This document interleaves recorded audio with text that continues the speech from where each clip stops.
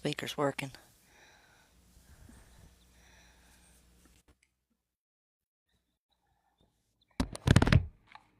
Hey, can you hear me? Yeah.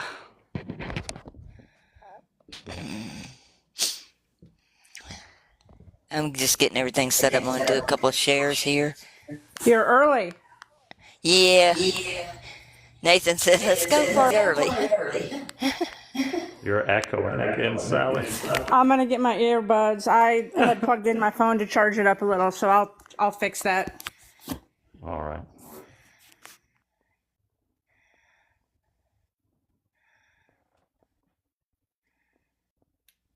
Yeah, I do a post to Facebook and let people know we're on.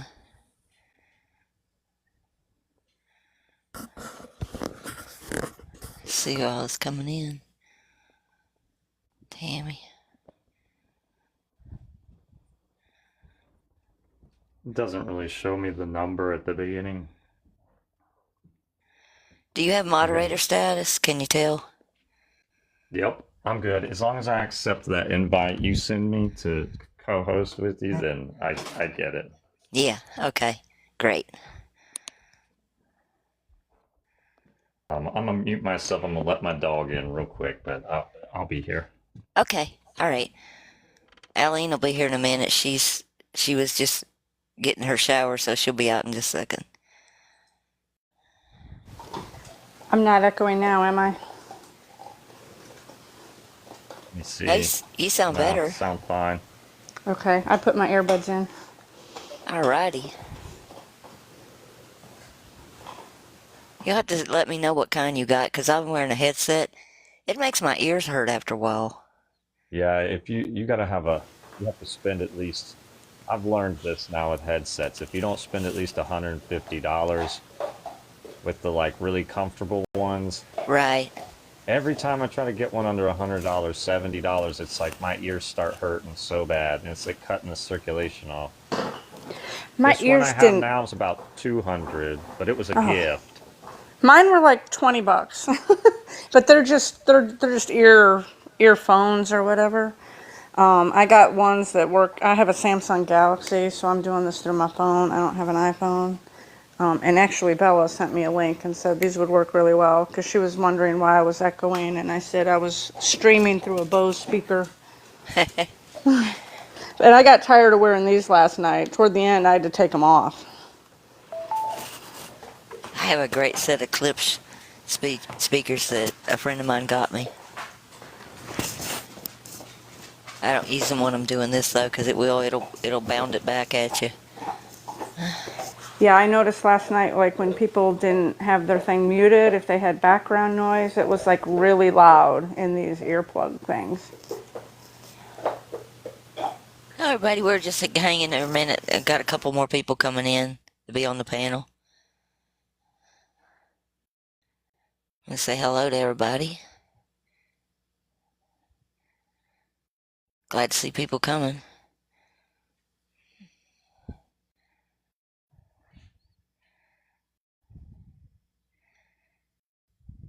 I was looking to see if anybody's come in that I haven't invited yet. I know, I'm so excited. Yeah, it seems like it every time that you've gone live that I've been on, there have been one, if not two or three people, you know. Yeah, last night was 3 people in a row. That was incredible. I know. The one girl that was on last night reminded me of me when I first learned this truth. The passion, the anger, you know, the wanting to understand, you know, all of that. Oh, that Clay's here. Alrighty. Hey, Clay. Hello. How's your day been? Driving. Oh, boy.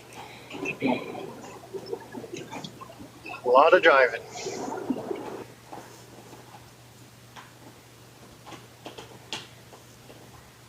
Aileen is here. Yeah, I invited Okay. her. You got her? Yeah. She should be coming up here in a second.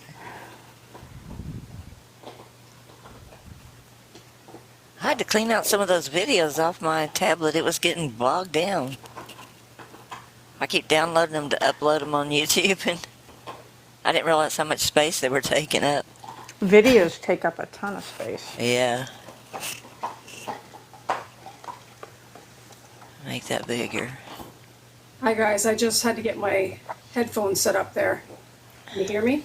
Oh, Hi, yeah. Elaine. Yeah, we can hear you. Hey. Good. Perfect. Okay. Good. Nathan messaged me. He said, let's get started. Let's go ahead. I was like, okay. All right. That's okay. I went as quick as I could. Yeah, tonight we're going to talk a little bit again about the two Jesuses, I think, because I have so many Good. people wanting to know more about that, you know, and it's like, Yeah. Starting base, right? yep. And how do you see that? You know, how did this happen? How do we know there really are two? So I'm going to try to cover a few things that might help people understand that. Okay, good. I hope. One of the first things I wanted to talk about was he told us, he said, you'll know the truth and the truth will set you free. This is so true, because once you see this, you cannot unsee it. It's pretty amazing. Y'all hear me okay? We hear you. Yeah, Okay, we can 'cause hear you. I We hear you lost good. I lost hearing anything in the background, so I was wondering. Okay. Oh, we just turned our mics off. Oh, okay. And he said in John 5:43, I have come in my Father's name, and you do not receive me.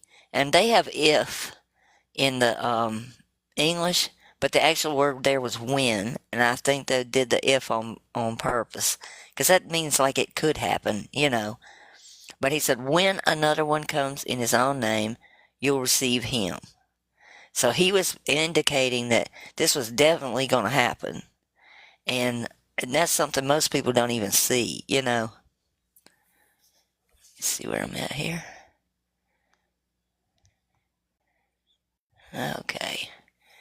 Let's see. This would be like your little movie Jesus saying, what the heck? It's like, let's get this straight. I tell you, I'm not from this world, but from a world above this world. 38 times I tell you I was sent, that none of the Jews know me nor my Father, and that the Jews are worshiping a murderer and an unaliver and a liar called the devil. About 100 times I tell you that I am Father in heaven's Son. I also tell you I existed since the foundation of the world, that I was sent to save you. And let you all decide, my dad, an overshadowed human, y'all decide my dad overshadowed a human woman named Mary, and I am a descendant of some immoral king named David, and I was sent only to 1% called the Jews. And they say that they are the so-called chosen ones of God. You obviously just did not hear my words. I think that's what he would tell us, you know, if he were here. It was like, what are you doing? Did you not hear what I've been telling you? You know. And he told them that. He said, can you not hear what I'm saying? You know, in John, it cracks me up when he says that, because they really did not hear him. Okay. Why was there a need to clarify Jesus as being the one that was called by the word Christ? Okay? Matthew 1:16. And Jacob begot Joseph, the husband of Mary, of whom was born Jesus, who is called Christ. So that they're making a delineation there. And then in Matthew 27:17, therefore, when they were gathered together, Pilate said unto them, whom will ye have that I release unto you? Jesus Barabbas, which meant the Son of the Father, or Jesus, which is called the Christ? So right here in Matthew 27:17, we see there are two Jesuses. And one of them is called the Son of the Father, and the other one is called the Christ. Okay. How do we know this is accurate? Well, We have manuscripts, some of the ancient manuscripts, in fact, that have the full name of Barabbas as Jesus Barabbas. And this was probably the name that was originally written in the text. And I'm going to tell you why here in a minute. Some of the Bibles dropped the Jesus in front of Barabbas because they thought it was confusing. But I think we have to really strongly look at why were there two Jesuses. Okay. That's just the Aramaic in case you wanted to see it. And I've about cut it off there. Let's see if I can get there. That's the Aramaic for Bar Abba, and it means son of the Father. I hope y'all can see that. I don't know if I can blow it. Yeah, I can blow it up a hair more. There you go. That's Aramaic. Okay. This is an actual thing that shows where you would pull it up on Bible Hub, and you can actually see that both of them have the name Jesus in the Greek. That's a little bit harder to see because it's so tiny. Okay.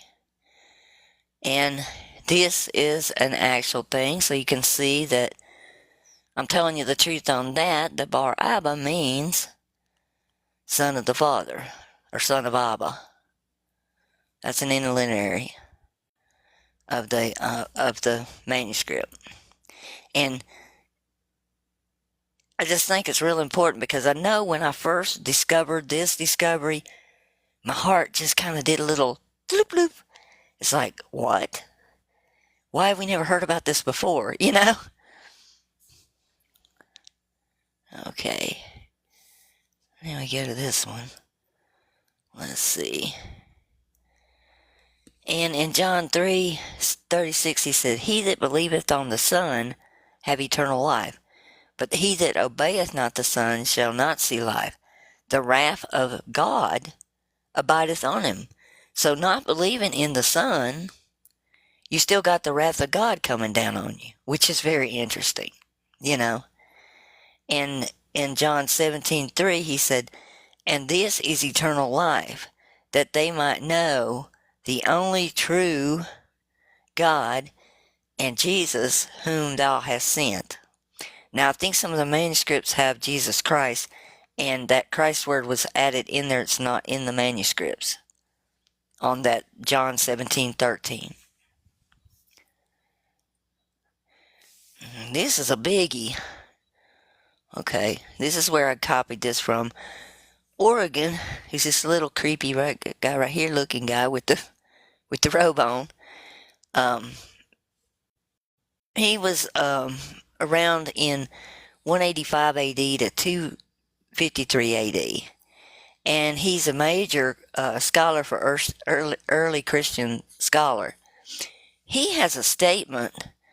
He reported that the manuscripts of the Gospels, he had seen the name Jesus Barabbas or Jesus son of Abba. Accordingly, the first name was afterward omitted, and the manuscripts of the Gospels when the name of Jesus had become sacred.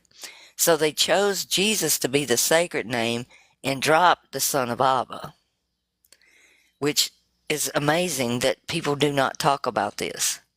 But this is a document. This is from the Jewish Encyclopedia. It's an article on Barabbas, and it's number 2477 if you want to look it up.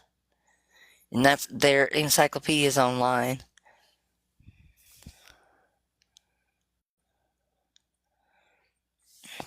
Now we have here, you know, we have to consider, why did the crowds want Barabbas? You know, who are the crowds? Think about who the crowds were.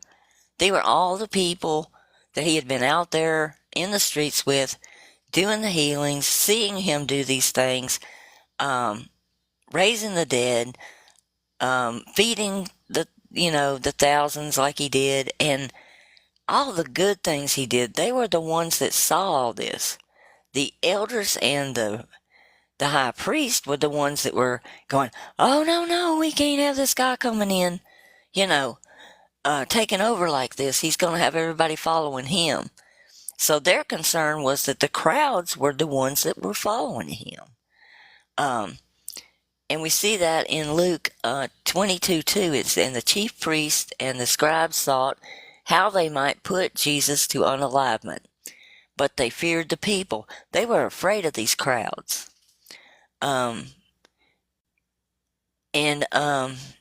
They shouted out in John 18:40, again saying, "Not this man, but Barabbas."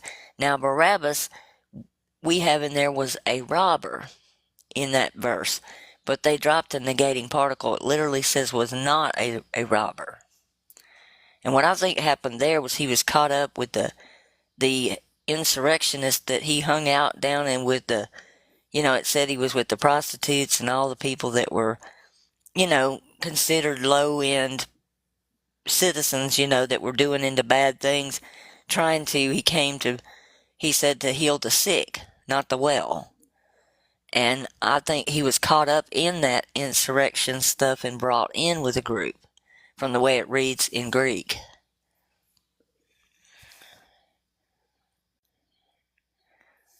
And we have him, let's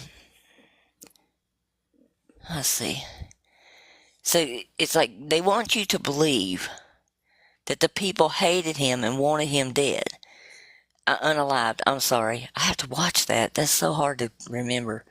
But it's like, when we think about the statements, it's like, then Jesus entered a house, and again a crowd gathered, so that he and his disciples were not even able to eat. There were so many people they couldn't eat. That's in Mark 3:20. Then in Mark 4:1, and again Jesus began to teach by the lake.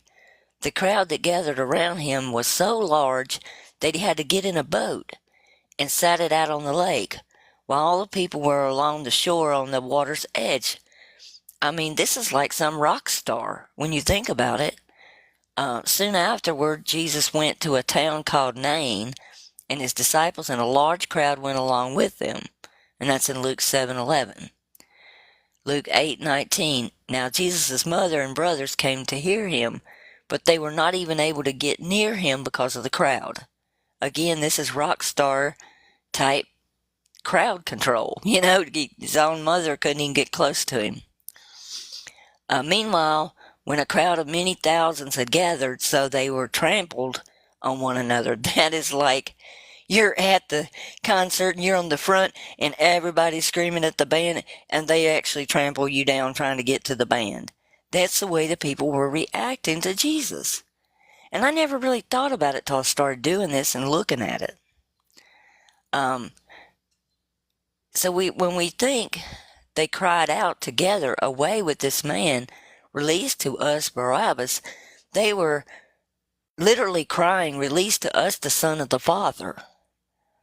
And that hits home real hard with me when I think about it, if you look at it in English. I hope this is making sense, guys, so far.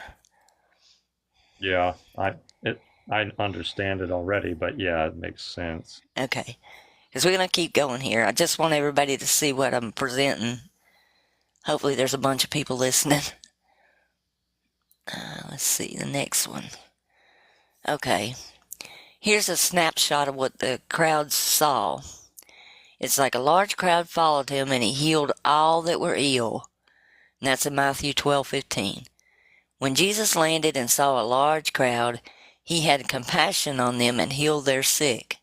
So this was a compassionate endeavor. He was wanting to do this. It was like, bring them to me, I'm going to heal them. Luke 19:37. The whole crowd of disciples began joyfully praising God in loud voices for all the miracles they had seen. That's Luke 19:37. John 6:2. And a great crowd of people followed him because they saw signs he had performed by healing the sick. John 12:17. Now the crowd that was with him when he called Lazarus from the tomb and raised him from the dead continued to spread the word. They were running out saying, "Oh, come look, And it's like, you can see him over here. It's like, yeah, right, they had to kill me because I did so much evil. Actually, they were yelling for him to be released.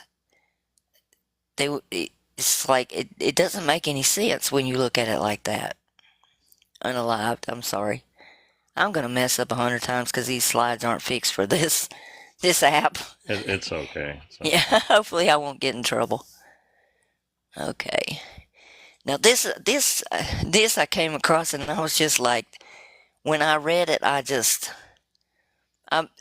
this is modified for me, but it's like, where are all Jesus' supporters?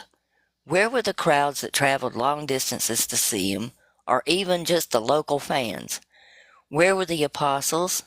Where was the blind man? Free Jesus, for I was blind and now I see. Where was the deaf man? The lame man? Jesus' mother and brothers? The centurion whose daughter was healed? The bleeding woman?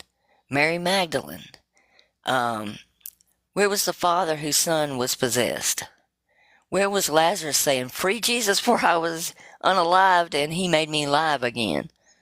Where was Zacharias saying, free Jesus, I was short, nerdy, a tree climber, and he hung out with me anyway? Where was the large crowds that spread the cloaks and the palm branches and sang as he entered Jerusalem? Where were the droves that were healed, or the thousands that he fed? Where were the legions of the sick crying out, free Jesus, so we also might be healed? And where were all these people?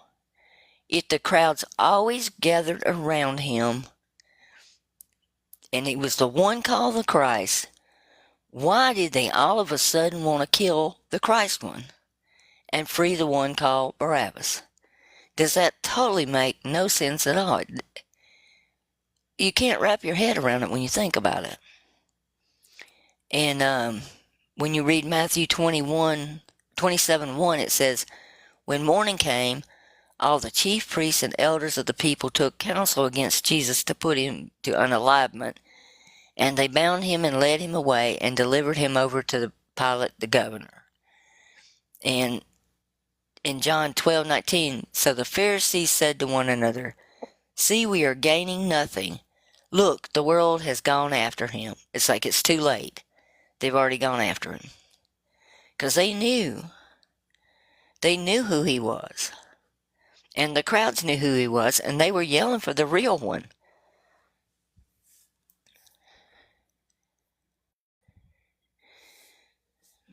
Let's see. They want you to think that he looked like this, that he was a monster, a robber. They've done movies like Anthony Quinn's thing on Barabbas. They do video after video of him being this grungy, evil person, when this is actually your real Savior. And he gave us clues. I have to scoot this over so you can see the other side. He gave us clues. When they came out in Matthew 26:55, and at that hour Jesus said to the crowds, have you come out as against a robber with swords and clubs to capture me? Day after day I was in the temple teaching, and you did not seize me then. Mark 14:48. And Jesus said to them, have you come as against a robber with swords and clubs to capture me? And we have it again in Luke. Then Jesus said to the chief priests and the officers of the temple and elders, have you come out against me? Have you come out as against a robber with swords and clubs? It's like he was giving us a hint, of who he was by his words he was saying, I think.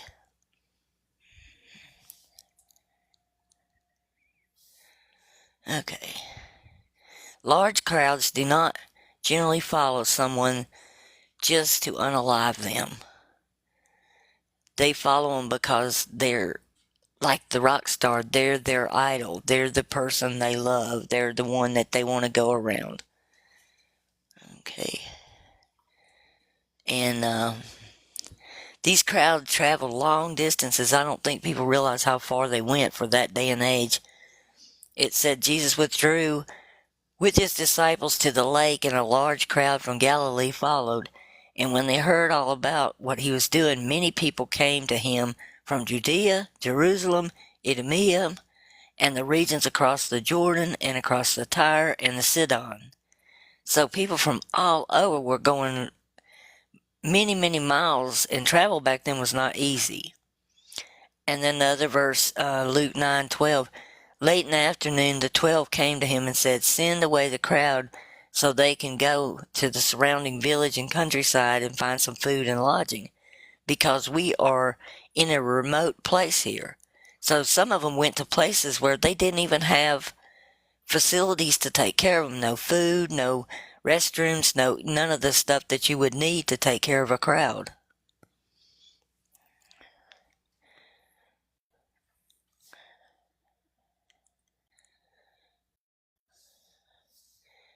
We're going to skip that one for now. Okay. This verse is interesting. John 4:21 through 23. This is about when he's with the woman at the well. They did a disservice to everybody with this one. It's like, Jesus said to her, woman, believe me, the hour is coming when neither on this mountain nor in Jerusalem you will worship the Father. You worship what you do not know. We worship what we know. For salvation we have, in our English, is from the Jews. Okay, literally it should have been separated or away from the Jews. And there's a lot of reasons for this. When you have ek in Greek with a positional preposition, where it's like neither in this place nor in that place, when you have words like that and it denotes two separate places and it's telling you from one place to another place, it should be away from. That's just a standard Greek rule.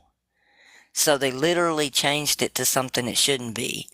It says, like in the morphology biblical Greek tag, it says away from, an extension of space, a goal, a reference, a separation. That means a source of an activity, a disassociation from, or a separation from. Let's see. And I'll go over here and let's look at the preposition ek. That's the word they said that meant from the Jews. When you're dealing with to denote a change from one place to a condition to another, it means outside or beyond when it deals with positions. And he was saying neither on this mountain nor here nor there are you going to worship that.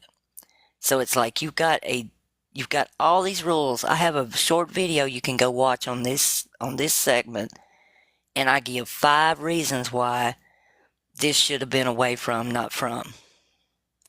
And they're legitimate grammatical Greek reasons for why this was mistranslated, or how it's mistranslated.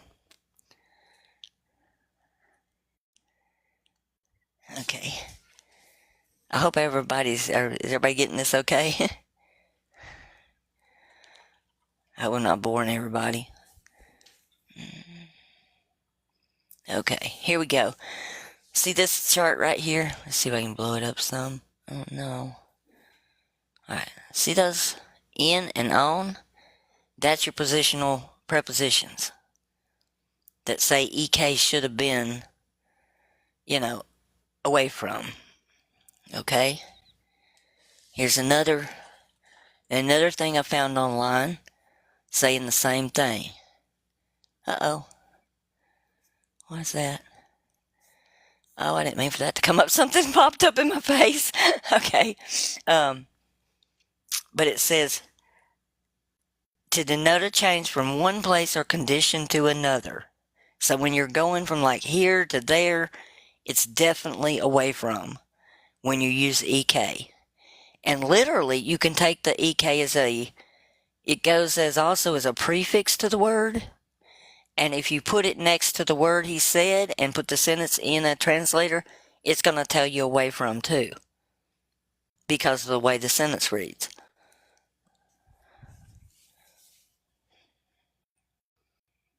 And that's another site you can go see the same thing I just showed you. Alrighty. Let's see.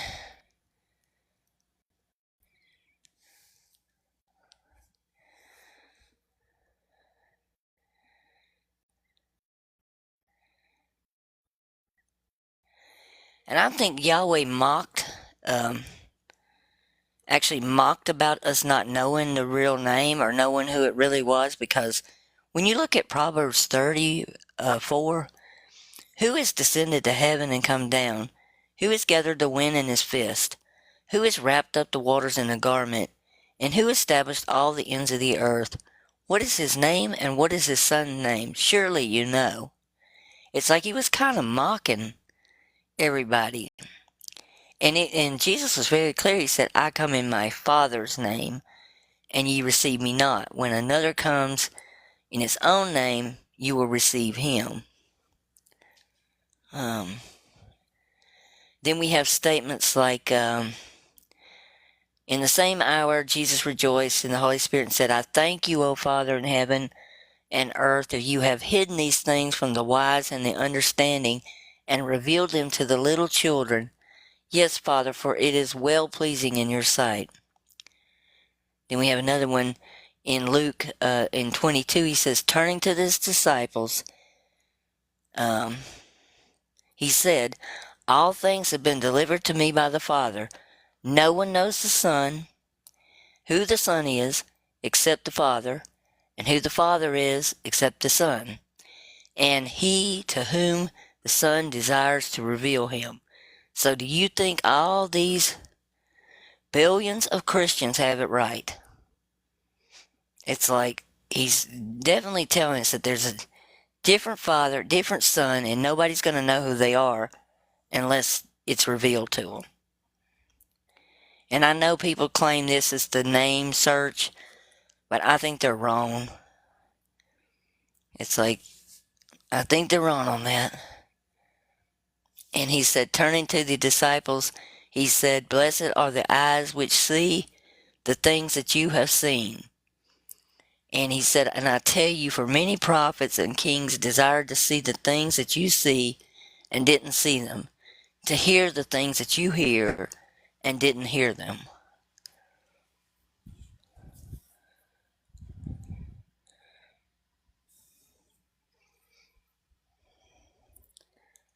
Okay.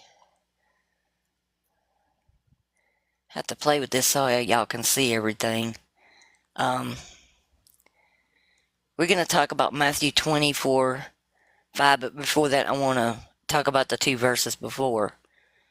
And he was sitting on the Mount of Olives, and the disciples came to him privately and said, tell us when these things will happen, and what will be the sign of your coming at the end of the age. Okay. And a lot of people say that that was just for that time period alone. But it can mean a period of time. It can mean the eternity. It can mean a lot of different things. Greek sometimes has multiple meanings.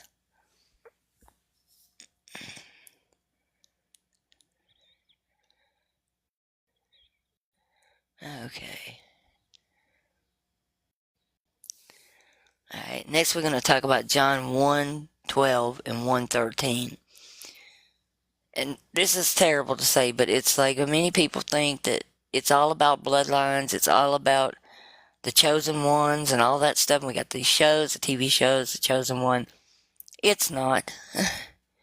He said, but as many as received him, to them he gave the right to become God's children, to those who believe in his name, who were not born of blood. That's a family relationship due to birth, like your race, nor the will of the flesh, nor the will of man, but of God. And I wanted y'all to note, these two words that you see on the screen, Judas and Judah, are the exact same word in both Hebrew and in Greek. So a lot of the text has been messed up by saying Judas when it was talking about somebody being a Judah or from Judah.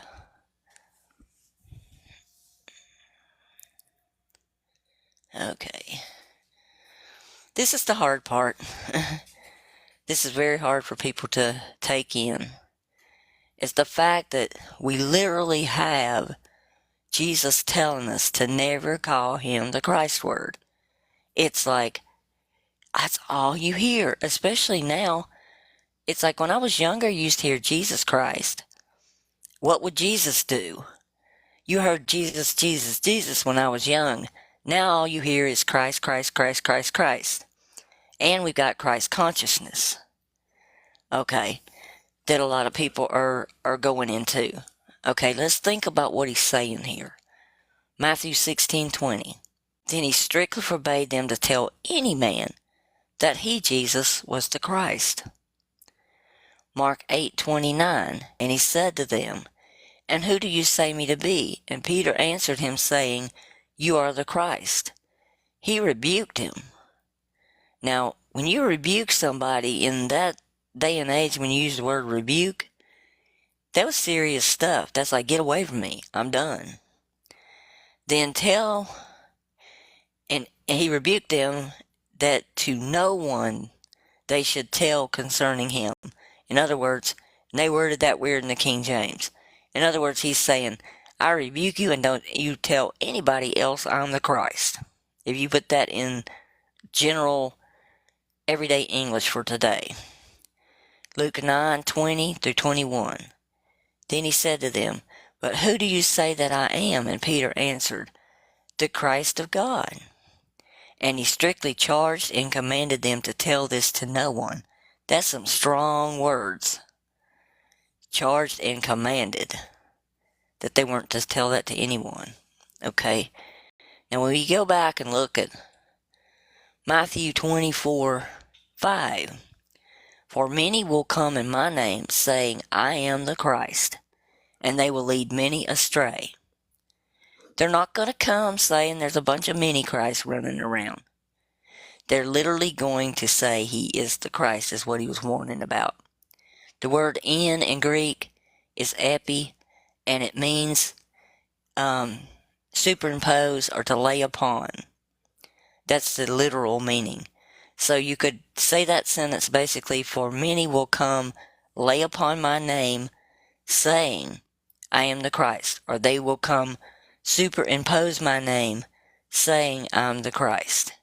And they're going to lead many astray. And it's really sad that this just flew off the page at me, and I thought, what in the heck? What is the person saying, Jennifer? They probably would call him AC. The Christ at this rate. Jennifer, actually, that could be a big possibility, because Antichrist doesn't even mean what people think. Anti-theos in the first century meant godlike. Antichrist meant Christ-like, or vice Christ, or deputy Christ. It's like when you talking about the vice president of Greece, it's anti is the first part of his word. Vicarius Christi in Latin is the same thing as Antichrist. And that's the title they call the Pope. It's just crazy.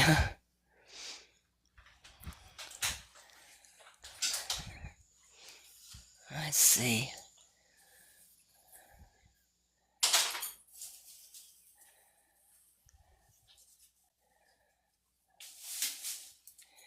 We can pretty much track it down to when this took off too. It was shortly after he had arisen, because we see it in Acts, and Peter did it first, and it was like, Peter's the Pope, the first Pope, and I know a lot of Christians will say, no, he's not, but yes, he was. They still worship his statue today, so much so they've rubbed the toes off it. And it's his altar. It's his chair up front. There's nothing really about Jesus in that building. But it was him in Acts 4:10. He said, Let it be known to all of you and to all the people of Israel that by the name of Jesus Christ, the Nazarene, that you that whom you crucified, whom God raised from the dead, this man stands before you healthy. And he said there is no other name under heaven, given among people which we must be saved. And people are going to say, can't believe you're saying this, but it's like, this person was the one that denied him with oaths and curses in his mouth. And he shortly after this statement unalivened people in Acts. And people say it's the Holy Spirit. No, it was him doing it. Let's see. And then we have Paul too that pushed this one. Then when you go to Acts 19, you have these vagabond Jewish people having people renounce the name Lord Jesus and swear an oath to the Jesus that Paul taught. Well, the Jesus that Paul taught was, he used either Jesus Christ or Christ Jesus, one of the two. But you have very few times in the four Gospels that Jesus is even called the Christ. And several of those were added later, or they're not even in the manuscript. And I know where everybody's mind's going to go first, because mine did too when I first saw this.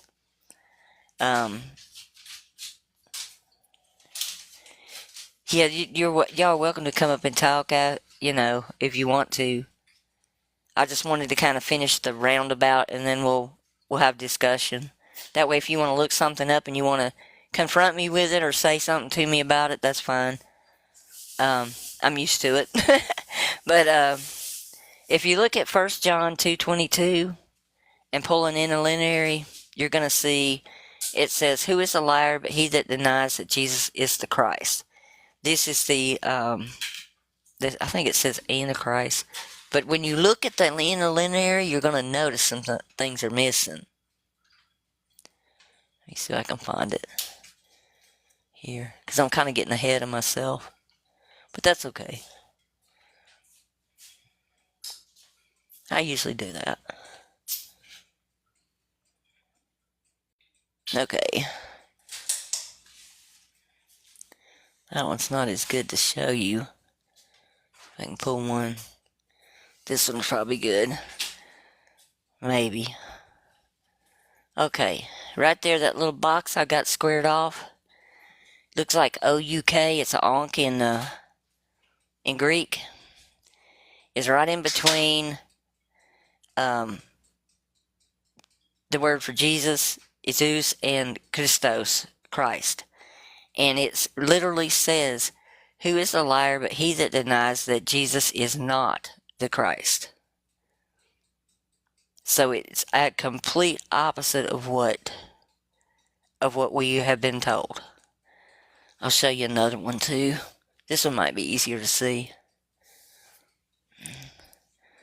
See that right there? That's Latin. Right in the middle of that little red box, it says N-O-N. Non in Latin is not. And it's got Jesus non est Christus. And that means Jesus is not the Christ. Reads the same way.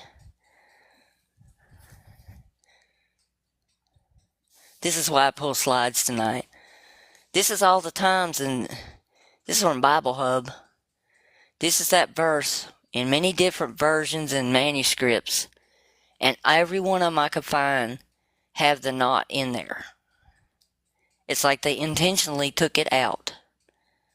Just didn't translate it, left it blank. It's crazy. Let's see what else we got here.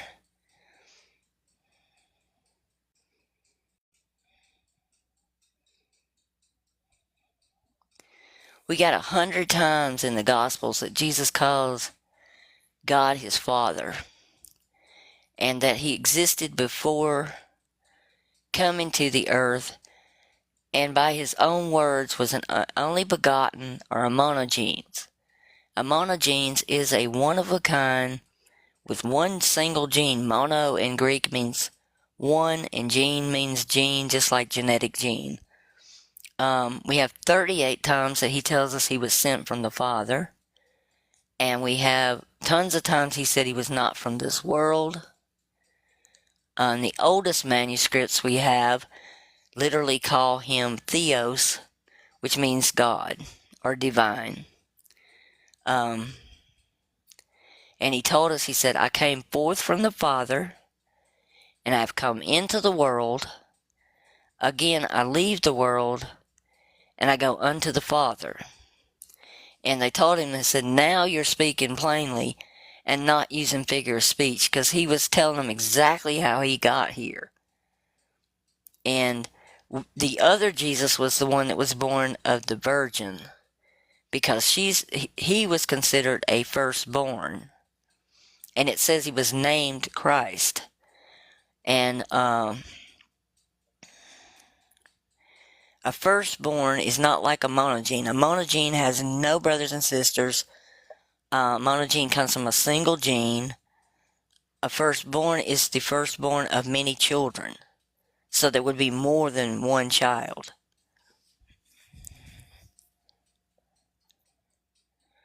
That's one thing good about Greek. It does have some very... Okay.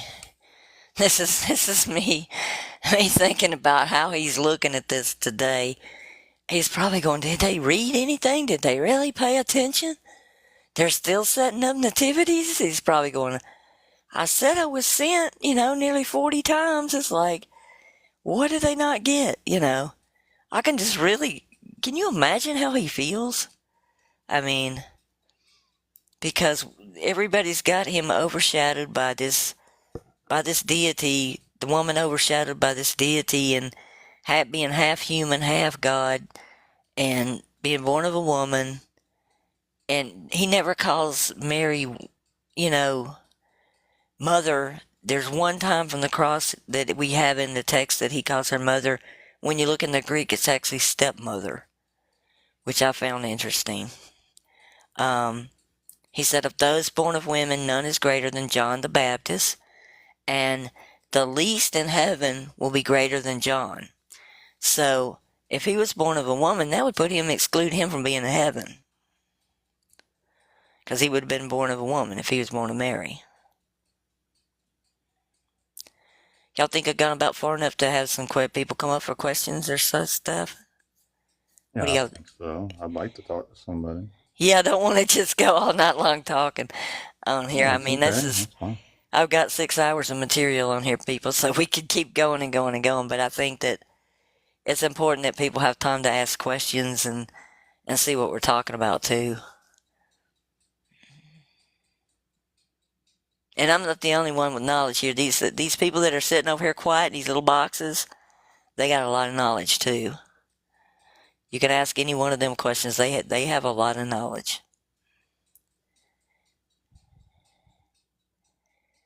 Yeah, if anybody'd like to come up and talk, just shoot us a request, and we'll take a break from talking or lecturing, because I feel like I'm lecturing. I don't want to lecture.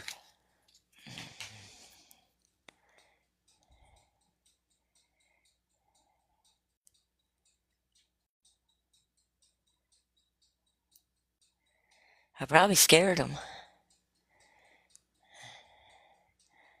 No.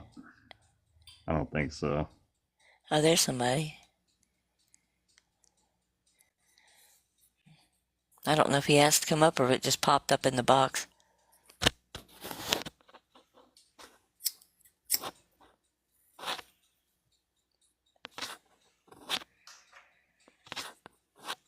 Yeah, I can. Oh, we got somebody coming up now.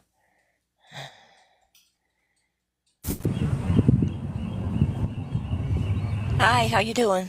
Hey, Shannon. Hi, how's it going? Oh, pretty good. I just got off work. Sounds like you're at the Sounds like beach. you're by the beach. Yeah, Oh, I'm at the sounds beach. nice. Yeah, it sounds It's beautiful. good. Yeah, I'm in next to Santa Cruz, California. Oh, A little wow. place called Capitola on the beach. I grew up on the coast, and that reminds me of home, hearing the birds and stuff.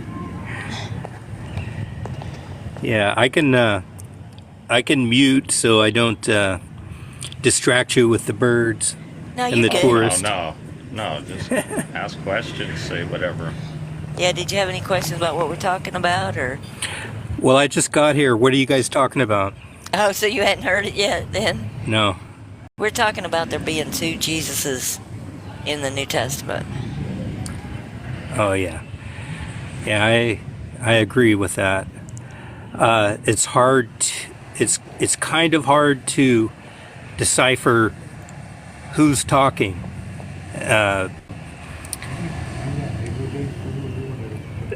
Somebody made a comment in the general saying it would be nice if somebody wrote the New Testament with only Jesus Barabbas words, and that would be cool if we could figure that out. Yeah, if you want to join Discord and help us, so we can compile something. It just takes a lot of people. We need more people And to we're still help us. working on exactly what he said too. Like, there's still some parts we don't know for sure. So we're still working on it. Yeah, we've Yeah. been getting together in Discord and like reading a chapter and then saying, you know, who do we think this is and why? You know, it's like, because you can tell a difference, you know, sometimes by what they're saying. I agree. It just gets tricky. I don't have the scriptures in front of me, but I know in John, I really like the book of John because I think it's, I don't know for sure, but it seems like it's got to be at least 99% Jesus Barabbas, but I don't know because I'm having a hard time trusting the Bible now. I mean, I trusted it for 60 years. I thought everything was inspired of God and beneficial for reproving and setting things straight, blah, blah, blah, because that's the way I was indoctrinated. But now I'm realizing, wait a minute here, hold your horses. There's something going on here, and it's not all it's not what I've been taught. It's a little trickier than that. So now I'm very cautious.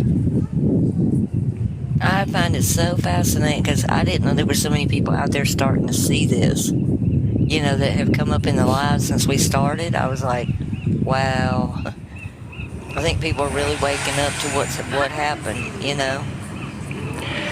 Yeah, I'm having trouble getting my family members to even entertain the thought. For instance, Oh yeah. who really is Yahweh?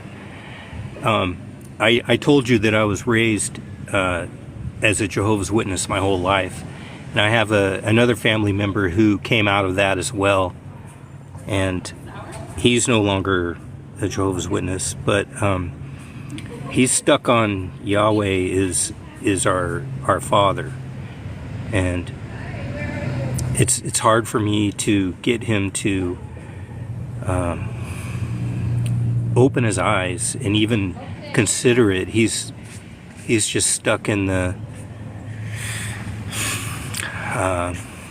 he's still indoctrinated, even though he's been away from that cult for longer than I have. But the grip that indoctrination can get on you is Yahweh does not want to let go. He does not want to let go. And when you find out that you're in, like me, I was in my 60s, and I'm going, I've been wrong all this time. You know, it's hard to accept that too, that you could be that deceived, you know, that you wouldn't know it, you know.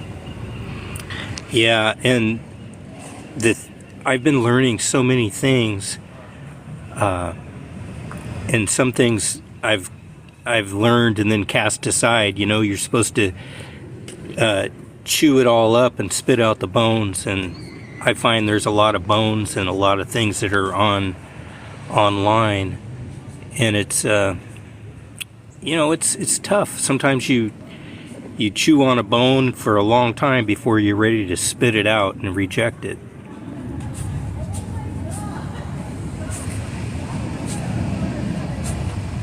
My family too as well. Phantom, if you have any questions, you're welcome to ask as well. Or if you want to just say anything. Yeah, I'm studying too, everyone is. I think we're all starting to ask because things are happening in the world that are equating to revelations, you know? So I think we're all just kind of trying to make sense of our belief system. A lot of us have been under spells for a really long time, and we're breaking free of it just now, you know? Programming, all that, so...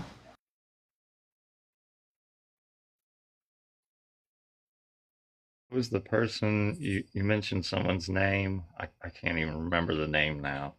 Kent something or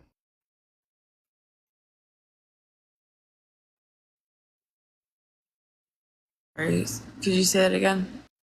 what was the guy's name you mentioned in the chat? I can't remember the name now. Jonathan Kleck. Jonathan Kleck. That's what it was, yeah. He does, like, he'll go into the original translation, he'll break it down, like El and Elohim and who each one is and what it is, and so you have a much better understanding of the text. I don't know, there's a lot, but it's an artist, you've really got an interesting thing going here, and I'm interested to learn more. This is the first I've heard of it.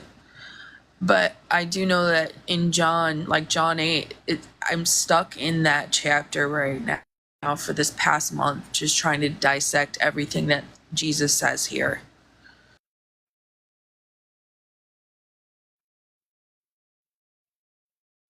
Because he clearly points out the Father as different than his Father, you know?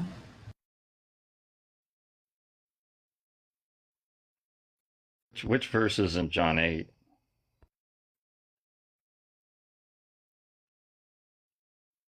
Exactly the one, but he's on the Mount of Olives and he's talking, and he says, you do not know me or my Father, Jesus replied. If you knew me, you would know my Father also. And then he basically tells them, you know, at a certain point, I gotta scroll up, but I think he says you're of your father, the devil. And then he says that Moses is the accuser. Right. So right. I wonder which, you know, if we're going by artist's concept, which one this would be, you know? So do you just so I can try to understand where you're at. I mean, have you seen that Yahweh is not the Father that Jesus came to reveal yet, or do you still Cup is constantly empty because in these days all I have is relationship. I had a full cup and I wasn't getting anywhere, so I'm taking it with no opinion. I'm listening, and then I will formulate an opinion, you know.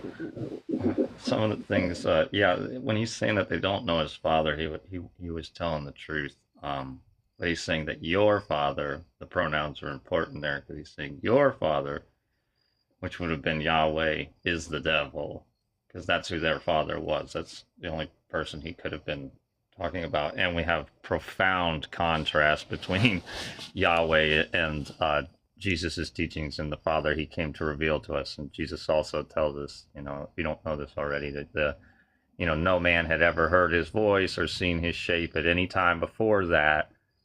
So whoever they were talking to in the desert and seeing the shapes of whatever, that wasn't him, is what he's saying.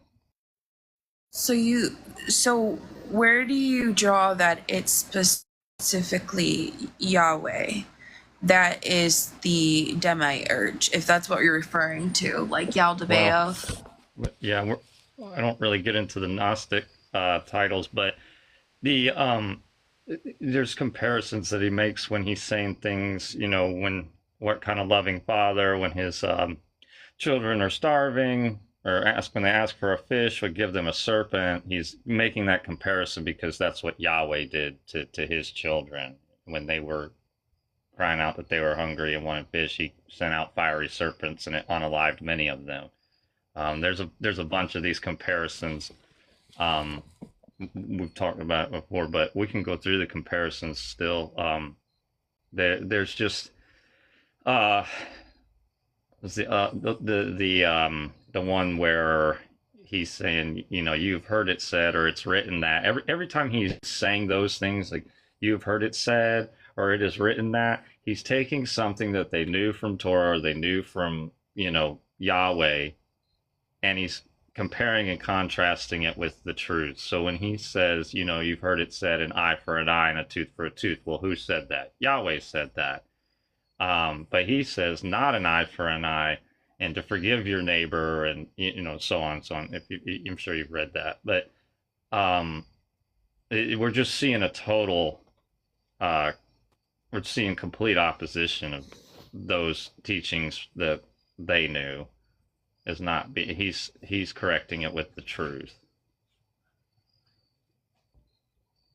So I get what you're saying. Like I've had that like understanding mentioned to me, but I'm trying to factor in as well what Artist was saying, that there's two. That one is Barabbas, right? Right. So okay, go ahead. So if you know that Yahweh is not the Father that Jesus came to reveal, if you've come to that realization, then the next step would be that title, the Christ. That title means anointed or Jewish prophesied Messiah.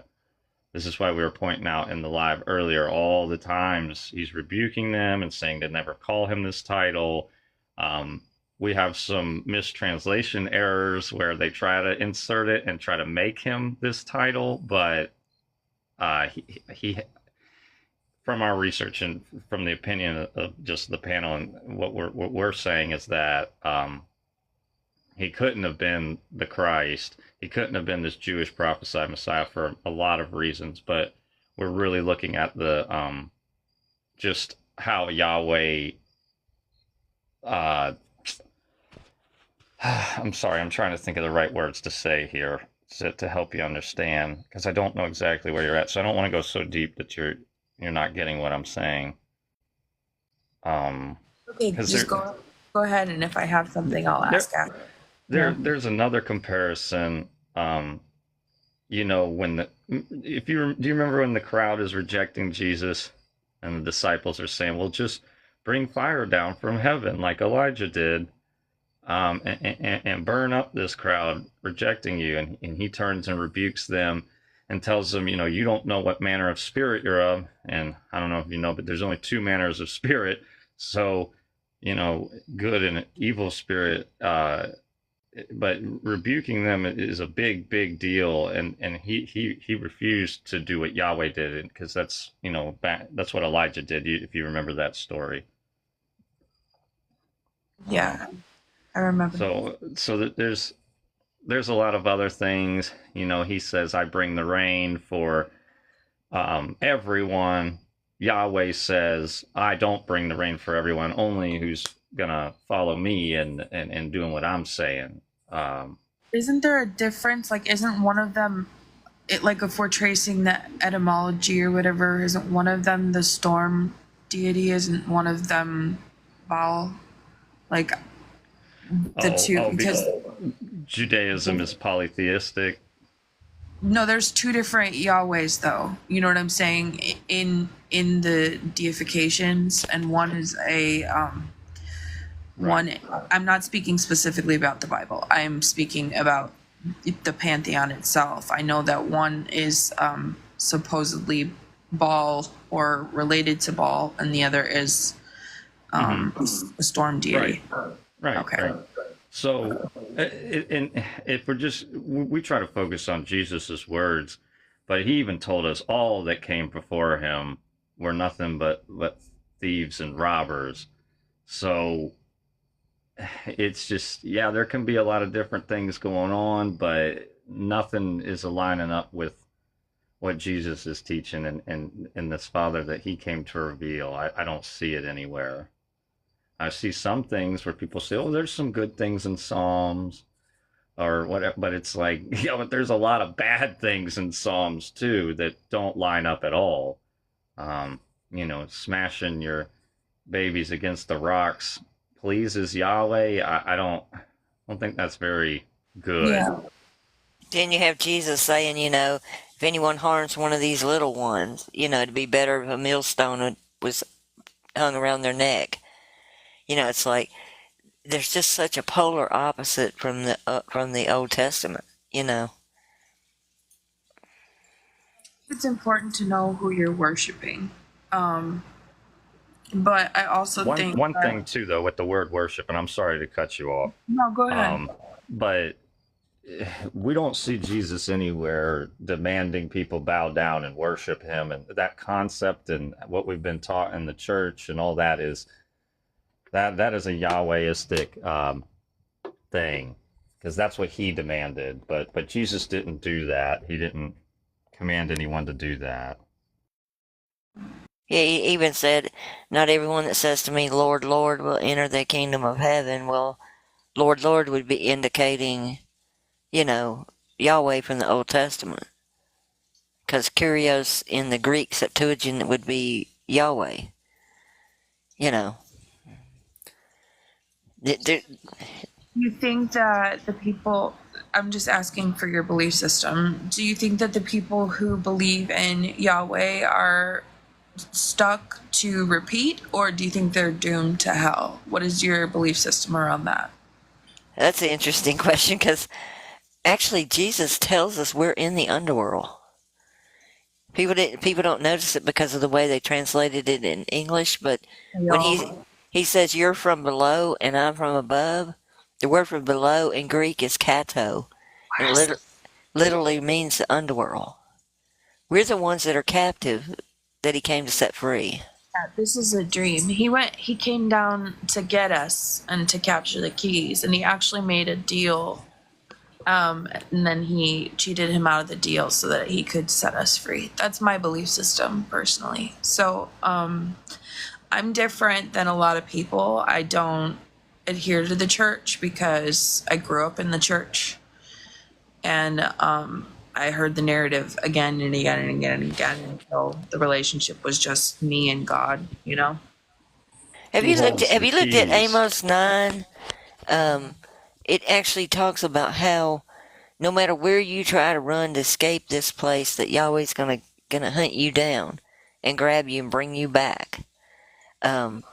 Yeah, so here's another thing, if you don't mind, I'm really excited to be here because my belief system does align with a lot of what you're saying.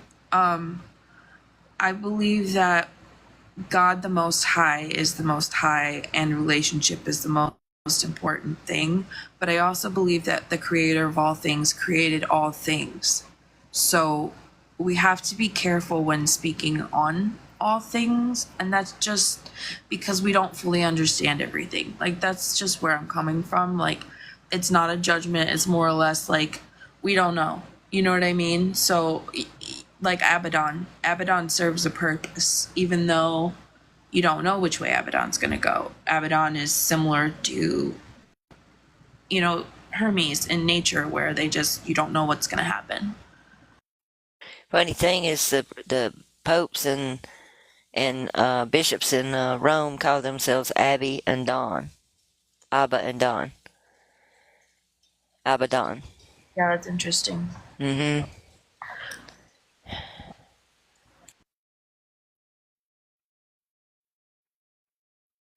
I know there's a lot in the world going on right now. It's just we can get so swept away in fear and panic and this and that and this and that. Because I love stuff like this because it's so important. And I think there's so many people who are stuck and deceived but I don't know everything. So it's, you know, people like you who have a similar mindset where you're like, okay, we got to find this out for ourselves.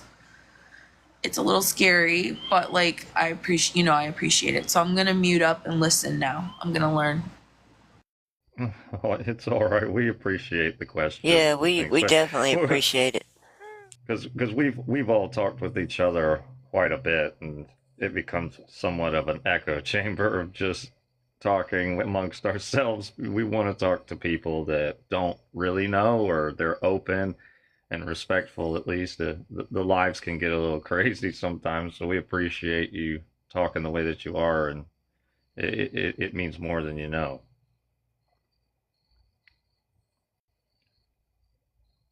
Well, let me know. Were you gonna say? I have say something? Yeah, go ahead. Yeah, I was looking at the caption here of John 17:18. As you sent me into the world, this is Jesus Barabbas speaking, right? Son of the Father. I believe so. When he's saying he's being sent, that's a big difference. He wasn't born. He was sent here, and then the next line is I have sent them into the world. Who are them? This is when he was talking about his disciples. He was sending them into the world just like he was sent into the world so that they could tell people, you know. And when you look at John 3:31, it makes more sense too, because he's telling them that the one that came from above is above all, and he that speaks of the earth is earthly, and he that comes from heaven is above all and speaks of heavenly things. It's like he was making a distinction between the two of them, you know. So if you're a child of Abba, you've been sent into the world? Is that what that means? That's the way I read it. So I'm a child of Abba. You're a child of Abba. Have we been sent here? I don't know. I'm here. I don't know if I was sent. I know. It's Not well, the same, sent. Part of the sentence, like a, you know, I think of like a sentence from a judge, and I don't think that we've been judged to be down here, but Right. being in this realm, now that I've woken up, I don't want to be here anymore. You know, I share that with you. Yeah, I want to get out of here. I want to get out of here. I feel like we're trapped, we're imprisoned. But if we've been sent here, that means we've got work to do, right? Yeah, that's the way I look at it. I think we have a job to do while we're here, you know. A lot of people don't want to sit down. They don't want to look into these things. They don't really care. They're just okay with going along with the herds of people, the billions of people that are going. If you think you're going to find truth on any street corner in America and most other places in the civilized world, it's just not there. They're still leading you back to Yahweh. All your people listening tonight chose to be about Father's work rather than be boob tubing in front of the TV, or, you know, or going out to a club or doing other things. They feel this sense of that they have a job to do, you know, and they have to learn and then help others, you know. That's right. That's why we spent so much time and talking about it and researching, and and I know most of the people on this panel, and Eileen and Sally, Pat, and the host, of course, we've spent years we're not sitting and watching TV. We're not doing this and that. We're really trying to figure things out. Whereas there's so few of us that are that care to look at it this deeply, so it can get hard. And I felt like the best way I could do that is to try to find some avenue to share it where people could actually converse and talk about it, you know?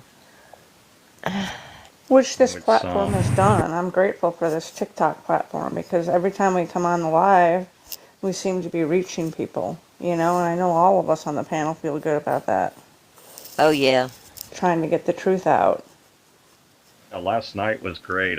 Having all those people come in and say that they've been following this, reading that, they were able to understand it. That means everything, because you're putting in hours of effort and work so that people can get it and see it. Phantom put in the chat Psalm 39:6. I haven't. I'll have to look that one up.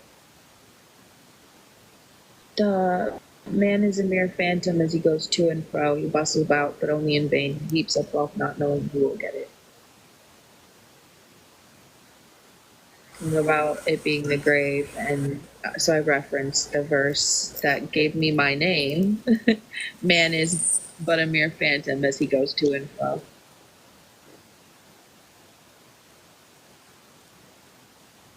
Well, I think our time here is real short compared to an eternity, you know? And there has to be a reason that we were born down here, you know?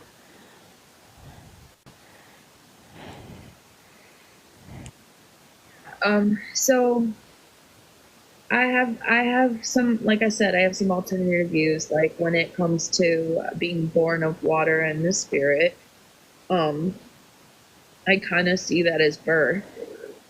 But like in the end, when you're reading the verses, you see that it's not forever and ever, but ages upon ages.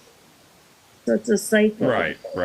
Aeon, yeah. Or age during, or yeah. I've read that, yeah. It's a cycle. So knowing that, you know that there is some form of cycle, and if you look at the way nature is, it reflects the creator, right? Because the creation and the creator, like God made man in his image. There's a sense of like, you know, always being recycled, nothing really being like done. Yeah, like reincarnation. Yeah, and that was in the Bible originally, but in the Clement of Alexandria, there was a big confirmation, a big argument, a big differential. There was a splitting, and then those texts were considered heretical all of a sudden. So, right. Yeah, but you still have references to it because they say to Jesus, you know, who are you? And, you know, they say, some say you're John the Baptist, some say you're this. Anyway, I'm not going to get into that, but you get what I'm saying. I think people will receive different things too, because there's verses in there that say that he that receives a prophet receives a prophet's reward. You know, he that receives me receives the one that sent me and receives that reward. You know, he gave like 3 different, well, I can't remember the third one, but he gave 3 different examples of the kind of reward, depending on what they received, you know. There's also, I also think that John 1:1 is the real beginning. I have a lot of issues with the Old Testament. I do not put a lot of faith in it, and especially with the creation story. But I think John 1:1 is talking about the real Genesis. Yeah, Genesis is, to me, it's genetics, like Gen-Isis, like it's an allegory story, not actual, you know, because Adam and Evie, but I don't know.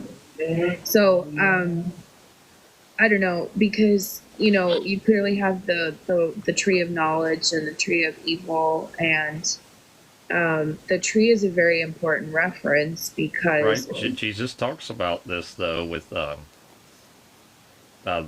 tree thing with bearing fruit and go on. I don't have to help me with this. What is it again?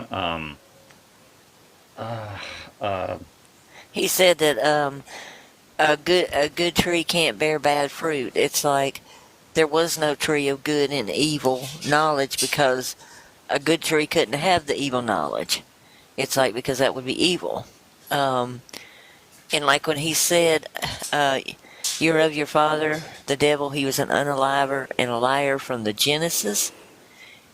We've got from the beginning in English, but that word is Genesis. It's the same word used in Genesis 1:1.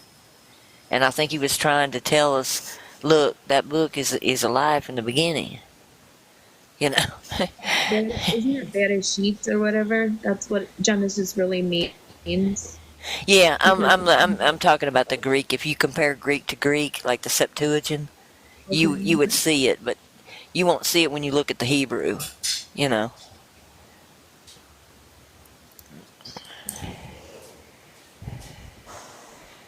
And I wonder about that Hebrew. It's like, I know many scholars say that Hebrew was lost for 2,000 years. They lost their language. And the manuscripts for the Old Testament are actually newer than the manuscripts for the New Testament. We don't have any ancient manuscripts. We have the ones from the Dead Sea Scroll, but to me that was a fake setup. I think the evidence for it, and even the story, it's real flimsy. It's very, a little boy throws a stone and finds that there's these things in a cave that no one's ever found before. But also people have looked at those Dead Sea Scrolls and said that the paper wasn't from the time that they're saying, and the ink isn't from the time it wasn't even around then. So there's a lot of issues with those. I look at that cave and it's like, it's on a jagged mountain. And it's like there's no grass or anything anywhere around. You would have had to have some kind of throwing arm to throw a rock in through that cave and hit a jar. Little shepherd boy did it. Yeah, then what were his animals eating while they were out there? That was the thing. That's what I want to know. Exactly. I mean, there isn't a blade of grass for 20 miles from that place. I don't know. Yeah, I never put a whole lot of faith in the Dead Sea Scrolls. It's like a Hollywood story, in my opinion. They were talking too about.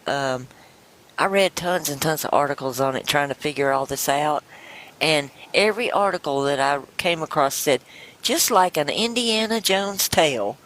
And I thought, how many times can they say that, you know? Telling you the truth right there. Yeah, over and over. Dun, dun, dun, dun. It's a Hollywood production. Yeah, it's a production. To make them come back. And they're really, I think the Dead Sea Scrolls is there to make people think Jesus is Jewish. I think that's the ultimate goal with it. I think it was too.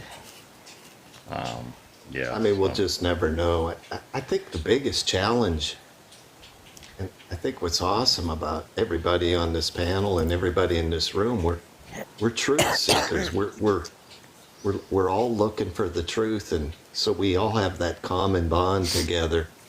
The problem we're up against is we're trying to find it in a book that, in my opinion, has just been butchered over the years with translators that were Catholic, or, well, let's just say it, followers of Yahweh. Right. And I think somewhere the original manuscripts exist, maybe in the basement of the Vatican or something. I've always said to Golan, someday, all I want is 15 minutes in that basement, and we'll probably would, so yeah, it's a heck of a challenge to find the truth from a book that's been hacked through the years. And I mean, and then they come up with the Dead Sea Scrolls to try to prove that their translations were accurate, because anybody who believes in the Dead Sea Scrolls, up first thing out of their mouth, they're going to say, "Oh, look how close they are to the originals." Yeah. With it, Well, like, my That's right. opinion, That's right. I looked at John you know, 8, 30, and I think it's 31. And it says Jesus was saying to those Jews who had believed him. When you read that in Greek, it says that he was speaking to those thinking him Jewish. I was like, that's a big difference, it's a big difference.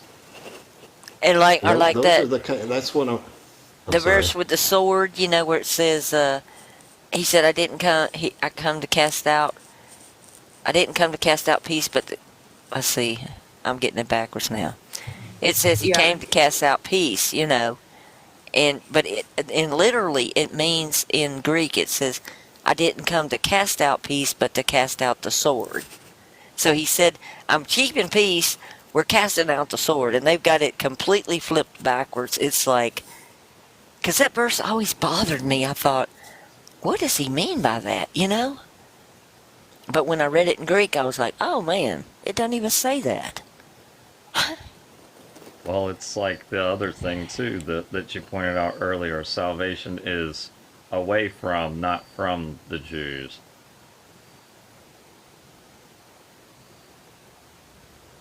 Right. It had to be intentional, because it's a lot of it is in those key places like that, I mean, yeah, and that's such a small little change, but they've made all these small little changes over the years, and before you know it, you just totally lost everything. Well, they're still changing Right. the That's my Bible point. too. Yeah, they are. Like Still changing it. yeah, like when he goes to the cross, they completely covered his head with a cloth, where nobody could see his face. But now in the newer versions of the Bible, it says that he has on a blindfold. They've changed it from a head covering to a blindfold. But the actual word in Greek means a head covering, like that covers the entire head. I'm like, wow.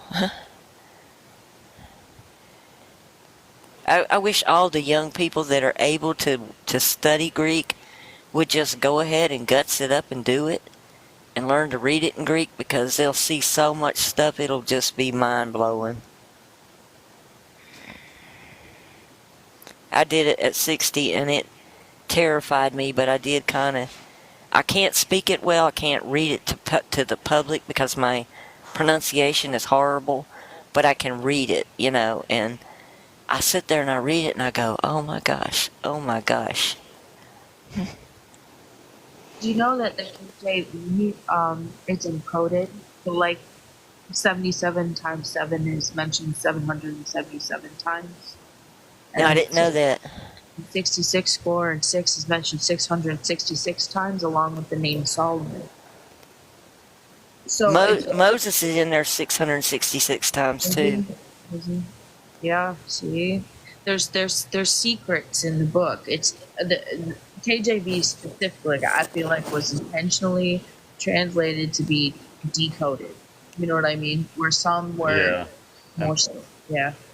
And also they make a Disney version of the Old Testament, because for us, for me and the host, we were a part of Hebrew Roots or Torah observance for a little while, and us studying the Hebrew more in depth is what showed us, like, wow, like this is nothing like the English versions. This is way more evil than what they're giving you a Disney version in the English, in my opinion. Yeah, like Pishkal in Hebrew is a crippled lame person, but it's also the Passover. So it's like the Pishkal lamb is literally a human. It's a lame person. Lame person. If you're studying Hebrew, have you ever heard of a program called Do It Hebrew? It's online. You might want to. I pay, I think it's close to $6 a month for it. But if you put in a word, you'll get 4 good Hebrew dictionaries and I'm getting some kind of feedback from somewhere. I don't know where. You'll get 4 really good dictionaries, and one of them is an ancient biblical. One of them is a good, just basic Hebrew. You'll get the verb tenses. You'll get all the possible meanings. Um, it's just really good. I love that program because I find so much stuff in there. And it'll do the whole verse, but a lot of it has been programmed for King James, and you'll just get spit out the King James. But if you break the verse down and take like half of it and put it in there, you'll get a more accurate readout. Right. What she's saying basically is when you're really trying to look at these translations, the translators already know and have like an algorithm programmed in for KJV. So when you put it in exactly how it is, it's just going to give you the King James version. But if you change up the words just one or two, and it's like a sentence to translate, you'll get the real meanings. It's crazy. That blew me away when I saw that. I'm like, oh wow. So you're trying to translate things and you're like, oh look, that's what it is. But you gotta go a little step further and say, well, let me take off this word or make it a different sentence, just change the little things here and there, and then you'll see the real meanings of the words. That's what. Okay, so I have a question. Go ahead. So you guys, okay, so you believe there's two Jesuses. One is the Antichrist, one is the real one is Barabbas, if I follow. Right, there's 2 of them. Okay, and so you believe the Father in the Old Testament is evil, or you just don't believe the Old Testament is legitimate? I think that the Old Testament deity is the one that Jesus was warning about over and over. You believe the Old Testament deity is Yahweh. The God of this world. The God of this world, and that he was warning about it, that he's not really, he's not our Father. He's not the one that's over us. Yeah, I know you don't look into the source. I know you don't look into Gnostic texts, but I mean you're saying the same thing. Oh so, no, we have we studied Gnostic texts. Yeah, because I mean that's what I've heard is you know the same kind of belief system, and I right, you know, but they go into a lot of other nonsense. The Gnostics do. Well, you know what is nonsense and what isn't these days. Well, but follow that's the true. relationship. I just, you know, I just it's good to draw. I'm trying to get the sense, you know, like I know Norse has a Garden of Eden story. We have one. There's like 4 or 5 different world religions that have a Garden of Eden story. So I find legitimacy in that one because we all have one. You know, there's a lot of us that have that version of a story. Like there's differences, but right. And a lot of Gnostics were unalive. Oh, go ahead, Sally. The Garden of Eden is Yahweh. Adam and Eve followed Yahweh. They didn't follow our Father. So the Garden of Eden is Yahweh's. It's not our Father's. So you're saying sensibly there would be more Garden of Eden stories because there's only one Father and everything else is idolatry? Is that what you're saying? I think they probably copied. I mean, I think a lot of the Old Testament, I agree with that. I think the Old Testament, a lot of those stories are copied from other religions, but the Garden of Eden is not of our Father. So it is likely. Well, yeah, I hear what you're saying. Norse predates, you know, modern Christianity, though. So that's, you know. Oh yeah, there's a lot of religions that do. So they couldn't have copied from Christianity in that sense. But no, we're not saying from Christianity. Oh, okay. We're saying from the Jewish text. Gotcha. Okay. Or just Jewish text copying from the older, because you say Norse is older, well, that it could be possibly copied from that. I think the so-called chosen ones stole Jesus's words and used them to put a narrative around and like keep everybody tied to their deity, if that makes any sense. Like to keep everybody going back to that Old Testament, to Yahweh. Well, it's interesting, but the flower of life itself, I don't know if you're familiar with that, but that has 144,000 petals. And that number 144,000 is very significant in a lot of different texts as well. So Right, I That's right. that's Yahweh too. It's still the construct of okay, this place. okay. It's the I we're, see. we're Okay, looking at the bars of the prison okay. system. All right, all right. I love it. I Yeah. love it. I'll give you a verse that'll help you on that too. To me, that because I read a bunch of the Gnostic stuff, and then I was like, I used to be Wiccan, for 14 years, and Wiccans study a lot of world religion, so I already had a big knowledge of world religion before I became a believer, And it's like when he said, all that ever came before him whatsoever were thieves and liars, I was like, oh wow. But the sheep don't hear their voice. I think he was telling us that all these world construct deities are fake. They're not real. They're just thieves and liars trying to steal you out from under the real Father. That's my take on it. I agree. I agree with that. Yeah. Well, I need more info, but I don't cast judgment and I don't make judgment until I'm done. You know what I'm saying? Oh Well, I'm yeah, glad no, you're it's looking been and no, yeah, it's seeking. been great to talk to you. I didn't get here like overnight. This was 10 Took years. years. Yeah. 10 years of research before I got to this point that I believe now. So Well, it yes. No, I'm not.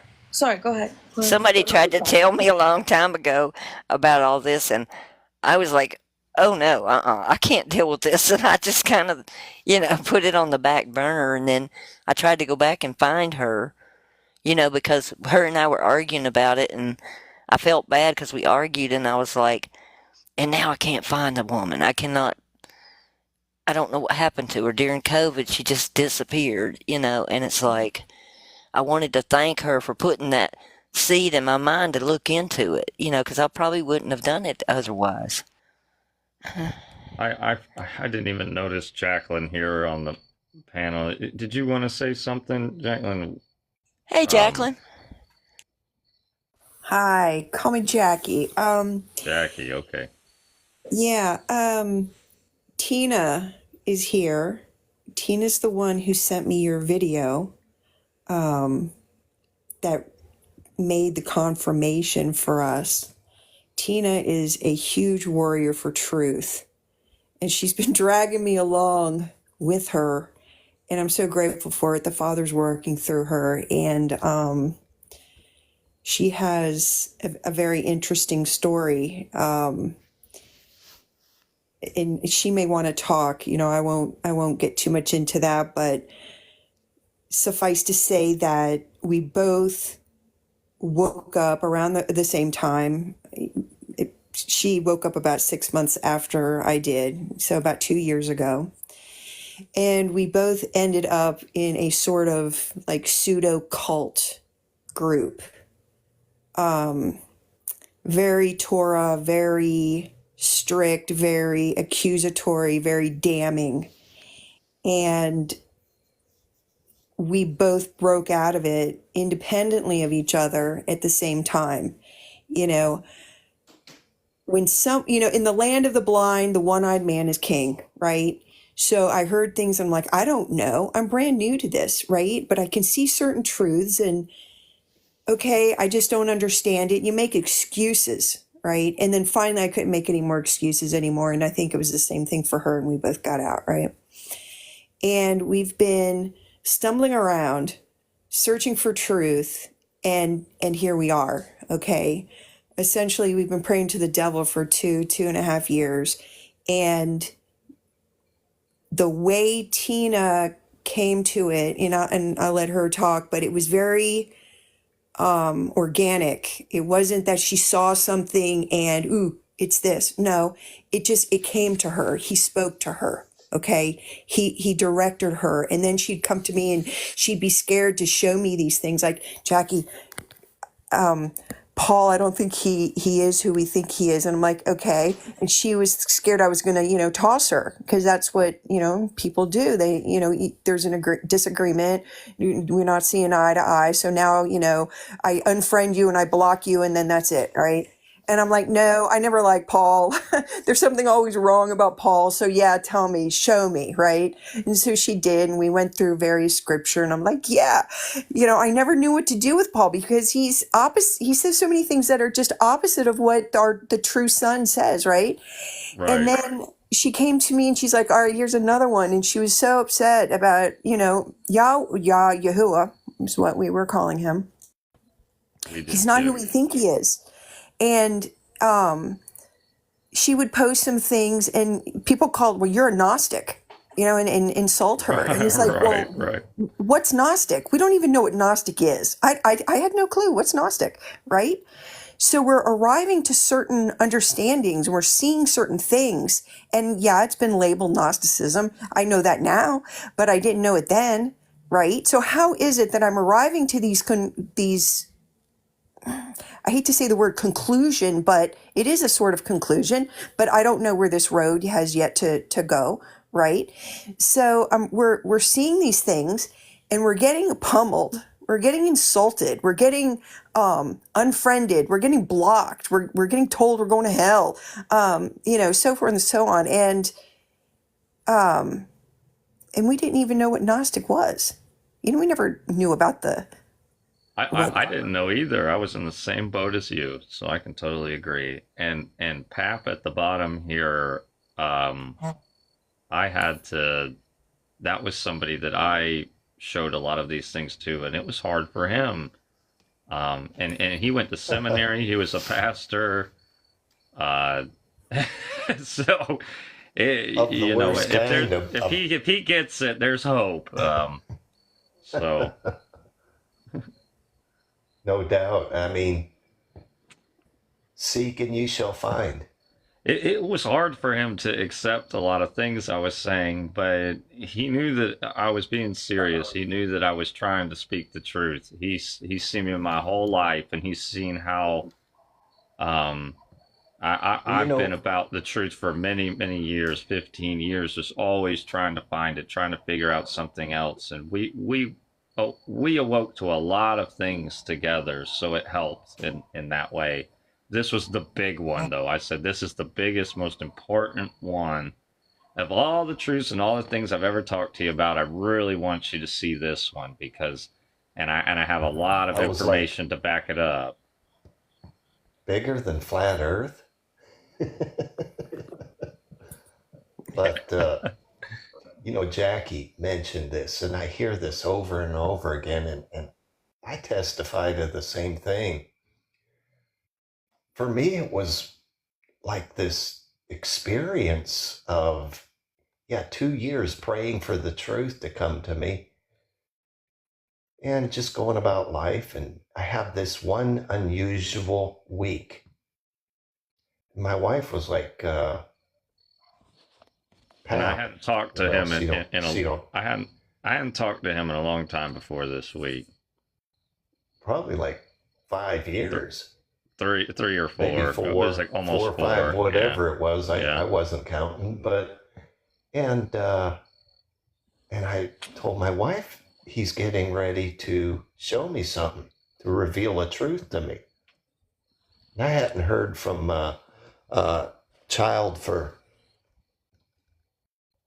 It was probably about 4 years. It was about 4 years, yeah. And up and out of nowhere, he calls me and he says, "We got to talk."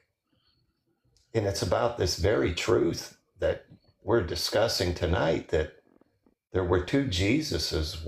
One was sent, and the other was an imposter who, the story, the virgin birth, the crucifixion, blah, blah, blah. This is all Yahweh. Sorry to interject, but it's like every time with these other religions, we see this virgin birth story.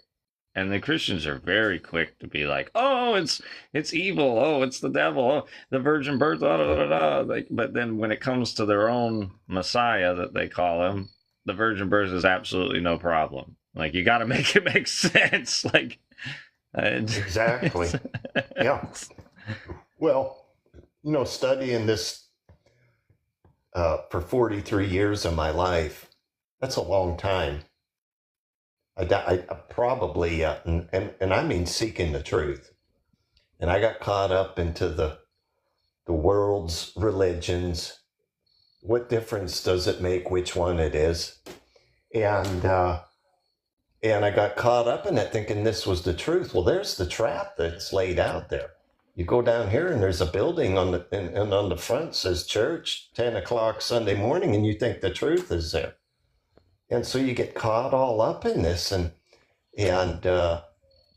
you think, oh, I now have the truth. So you kind of stop seeking the truth, and it becomes just about rehashing traditions over and over again every Sunday morning or whenever. And, I pastored a Baptist church for 6 years.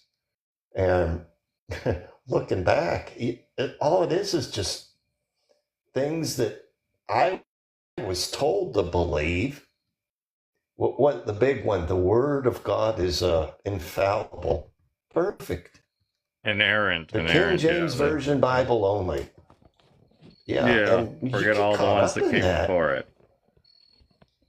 So, but for me, it took seeking divine intervention. I think what's interesting is everybody here has this little story about their divine intervention. And I've listened to them all, and I'm like, yeah, that's what happened to me too. Right before the truth came.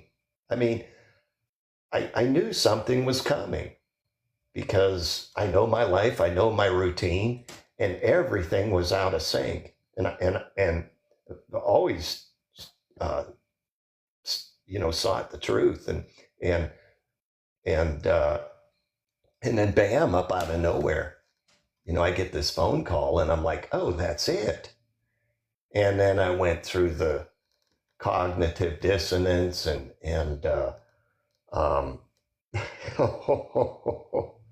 it's tough when you believe something for 43 years and somebody hits you with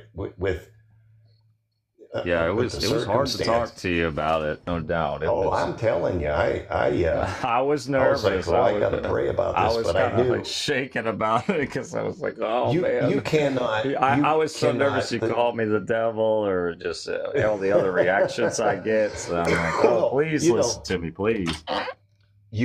This could not be a coincidence. This is what I call divine intervention, and it was Father revealing the truth to me that, and the circumstances surrounding it were, I gotta say supernatural, and I don't want to speak highly of myself in any manner. I came into it my own way, just being, I couldn't believe it came into my life the way it did, but it's like even when I went through with the Torah observance and the Hebrew roots thing, even you were like, oh man, nah.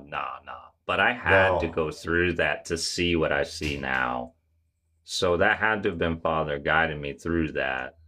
Well, I'll tell you, that's when we had our falling out, when you got into that Hebrew roots crap. I was very upset about it. Yeah, I know. And I'm wrong now, goodness, and I admit it. What do they have, like 340 some laws and rules they got to follow? Yeah. Remember, I was following them all.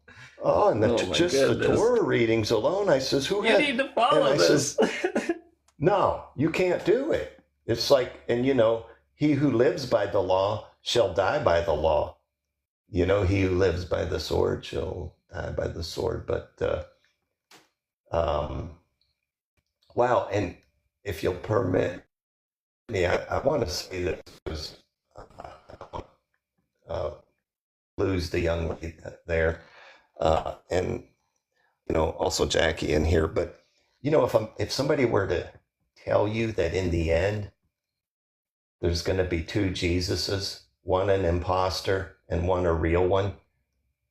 Now, I know we use different terminology, Antichrist and whatever, but from the book of Revelation, in the end, we know one of them is going to be an imposter and one of them is going to be the real deal.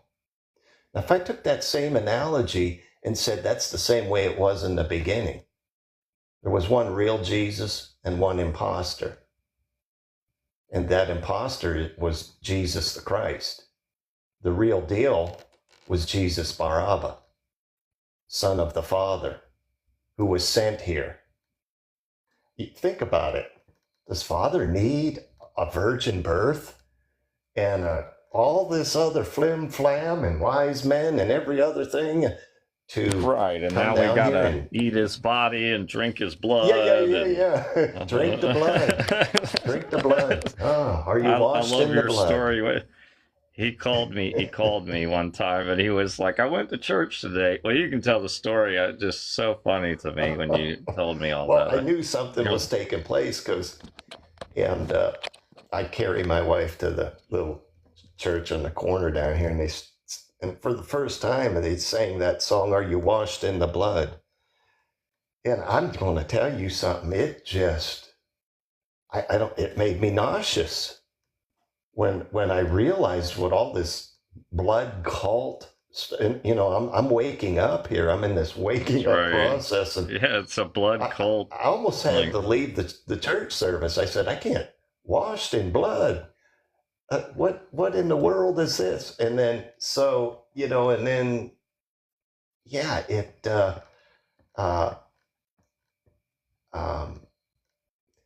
what an amazing truth to receive. And I'd encourage everybody in here to, if you have any questions, ask. I believe this wholeheartedly now, and it's crystal clear. And I don't want to hijack anything here, but for me, we're in a war, a spiritual war. If anybody in here denies that, I would say you're probably on the wrong side, maybe. But spiritual warfare is a real thing. We feel it all the time, the attacks, the different things. And the thing about warfare is, if you want to win a war, you better know your enemy better than you know yourself. And so that right there, and a little common sense, you really don't even need all these Greek verses, although I love it. And Golanon does a fantastic job breaking this stuff down.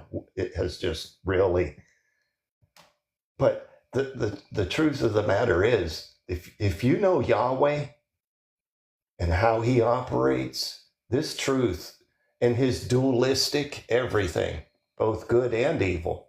Yahweh does this both good and evil. But Father is only one. He is love. He is good. There is no dashing babies against the rocks. There is no, if you screw up, you're going to get a blowtorch in hell for the rest of your life. I don't think that is not the Father that I've come to know. And yeah, that's what Yahweh wants for people. But live fear tactics. Father doesn't use fear tactics. You either believe this or tells us not to fear. Exactly. Perfect love casts out all fear, and he is perfect love. And it's right. There's no darkness in him. Otherwise, we would have a kingdom divided. He's only love and light. It's pretty simple. I gotta tell you all this. Go ahead. I got to share this with you all. So I'm still carrying the wife down here to the little Baptist church down here on the corner. And there ain't but 20 people in there. And it's a small community. Everybody knows everybody. So it's really not a big deal. But last Sunday, there was a huge blow up. And I mean, I'm kind of asking Father to deliver us from this place. But, I'm not going to force anything on my wife. I love her. And if Father wants her to see it, you know what? She'll see it. She knows I'm into something here. But she loves me, and she's at peace to continue to dwell with me for now. But she knows. And there's this huge blow up. This one old fuddy-duddy stands up and wants to know what the pastor is going to do about the dress code down here. Well, apparently some of the members, a few of them have been showing up in shorts and flip-flops, which, I think That's how I show up with my job. Yeah. And then to me, I'm like, but there's this huge church split because the pastor down here says, no, I ain't gonna get into that. He said, what are we gonna do? Check people at the front door and this kind of thing. But back in the day, traditionally a Baptist church, a man put on a shirt and a tie and a coat and shined his shoes. Y'all know what I'm talking about. And you went down here with your Bible under your arm, and this was all a part of the traditional thing here. And man, I was roaring, I was laughing. But so there's this huge falling out at the church. And I just told Julie, I said, that's my wife's name, but I says, I don't think I can go back there. And one of the dudes came by our house yesterday talking shit about the pastor and stuff. And I knew I was a pastor for 6 years. I knew he was coming here. I knew it. I told Julie, I said, you watch. And sure enough, he showed up in his little pickup truck, pulled up, popped in on me, didn't call first. And proceeded. Little mountain community. And Julie was just, my wife was like disgusted that somebody would come by here and speak evil like that. I said, I tell you, Julie, the love of the Father is not in these people. I'm telling you, I've been trying to tell her that, and she saw it with her own eyes last Sunday. So maybe we're going to be putting a stop to the blood washings here pretty soon and move on with some truth. So I wanted to share that with y'all because I know y'all had mentioned it. Since coming to this truth, it's been a real struggle in my home, and I love my wife. I would jump off a cliff for her, and it's been difficult the past couple of months here. We're having this is a very hard topic. This is an extremely really hard topic to talk to somebody about. I mean, it was hard to talk to you about it. So it's just that I know how it's received normally. Well, I going was on. ready You ain't said for nothing. Yeah. I don't know if she's even still there. Well, You, me? Yeah, I'm here. Yeah, I just I'm listening. Oh, okay. I'd like to hear some other inputs on how, obviously we have some truth seekers in here. I've been listening to their testimonies here. I'd love to hear the vehicle and the way that, we're all talking about receiving different truths. I want to know your experience with that. I mean, was it just because you got on a TikTok somewhere, or was there some sense of divine intervention there? I kind of think I'm not the only person that has experienced the revelation of truth in this manner. Am I wrong? Well, I'd love to hear some other stories. My biggest thing, and I would say this to anybody that's listening, if when I was really trying to seek truth and trying to figure these things out, I think the Father understands your mind and how you think and how you understand and interpret things. So he's going to deal with everybody differently. Because for me, I asked and I begged and I begged. I said, just give me the right person to tell me something, or lead me in the right direction. Like, this is all I care about. And then it wasn't long after that. It was weeks of going through that and asking. And then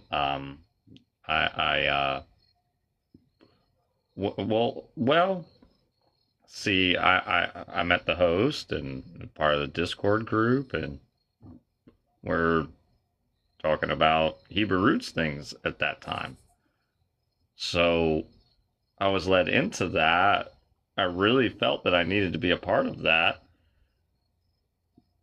And now I see that I had to understand that to understand what I know now. Because if I didn't see the evil, if I didn't really analyze these verses and deeply thoroughly research them, I wasn't going to see what Jesus was actually saying.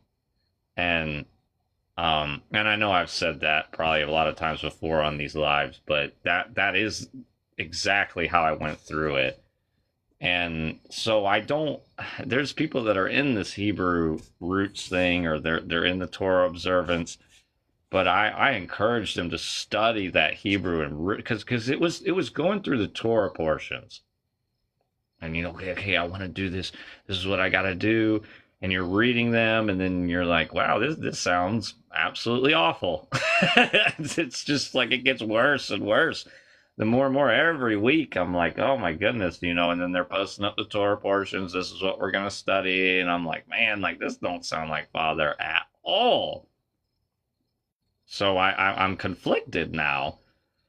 And then it wasn't long after that the host and some others were saying, hey, I think we need to focus and make our priority Jesus and his words, because we're getting wrapped up in this Hebrew nonsense now where we're just going in circles. Nothing's making sense, and it seems pretty evil. So what's the truth? Because this isn't sitting right with me. And I'll say, when I was in Torah observance, that was the most cursed time in my whole life. I remember talking to the guy that was leading that whole little group, and I told him I was almost crying in his front yard, and I'm like, man, I'm sorry. This is so hard for me to keep doing this because I feel like I'm cursed. I feel like my life is cursed. And I kept telling him that. And he's like, no, it's Yah. Like, you just gotta this, you gotta that. And I'm like, nah, I don't know, man. No, I feel a gut bad feeling about everything that I'm doing. Like, this doesn't seem right. Like, what am I doing? What am I doing with the person that I'm with? The life I'm trying to live? Like, this isn't it. This isn't it. And then the truth came to me, and then it was like, oh wow, clairvoyance, and just it was like, oh, this is exactly what I was searching for. But if I hadn't gone through all that, there's no way that I would have come to that conclusion in trying to seek that specific thing. And I really hope for people that are in that they can see it. It's so sad when I see these people in it and they get stuck in it, following the law and like doing Passover. And it's like, even the story of Passover is just like so evil.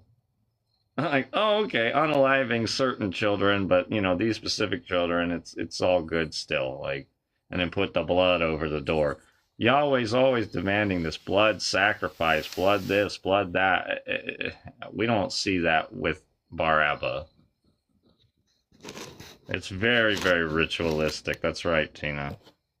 What's so wild is just to go in and listen to Torah portions, because you'll hear all the justifications for what they're reading, because they have to jump through hoops to say it's valid, and I used to sit there and think, and then I started interjecting. Well, the minute I started interjecting, I was blocked or booted, or, and I'm like, wow, Oh yeah. Don't question anything. And I thought to myself, I would read them by myself, then I would listen to other people read them, and then when other people read them, of course, they're going to explain it, and they would try to explain away the evil, and I'm like, you can't explain away the evil. It just is evil, I think that they are. I think that they're oppressed. I think that those that are following the Torah, they have that spirit. I think they have a demonic spirit, and I say that because I have a niece who's 23, and she follows the Torah. And the biggest fights that we've ever been in have been over that. And that was even before I came to this truth. But it's slavery. Like, she came to visit me a year ago, and we were going out to dinner on a Friday night, and she observes the Sabbath. And she said to me, Aunt Sally, can we go to the store on the way home tonight before the sun goes down, because we have to buy the food for tomorrow, because I can't eat anything that's bought on the Sabbath. And I was just like, are you kidding me? And Wow.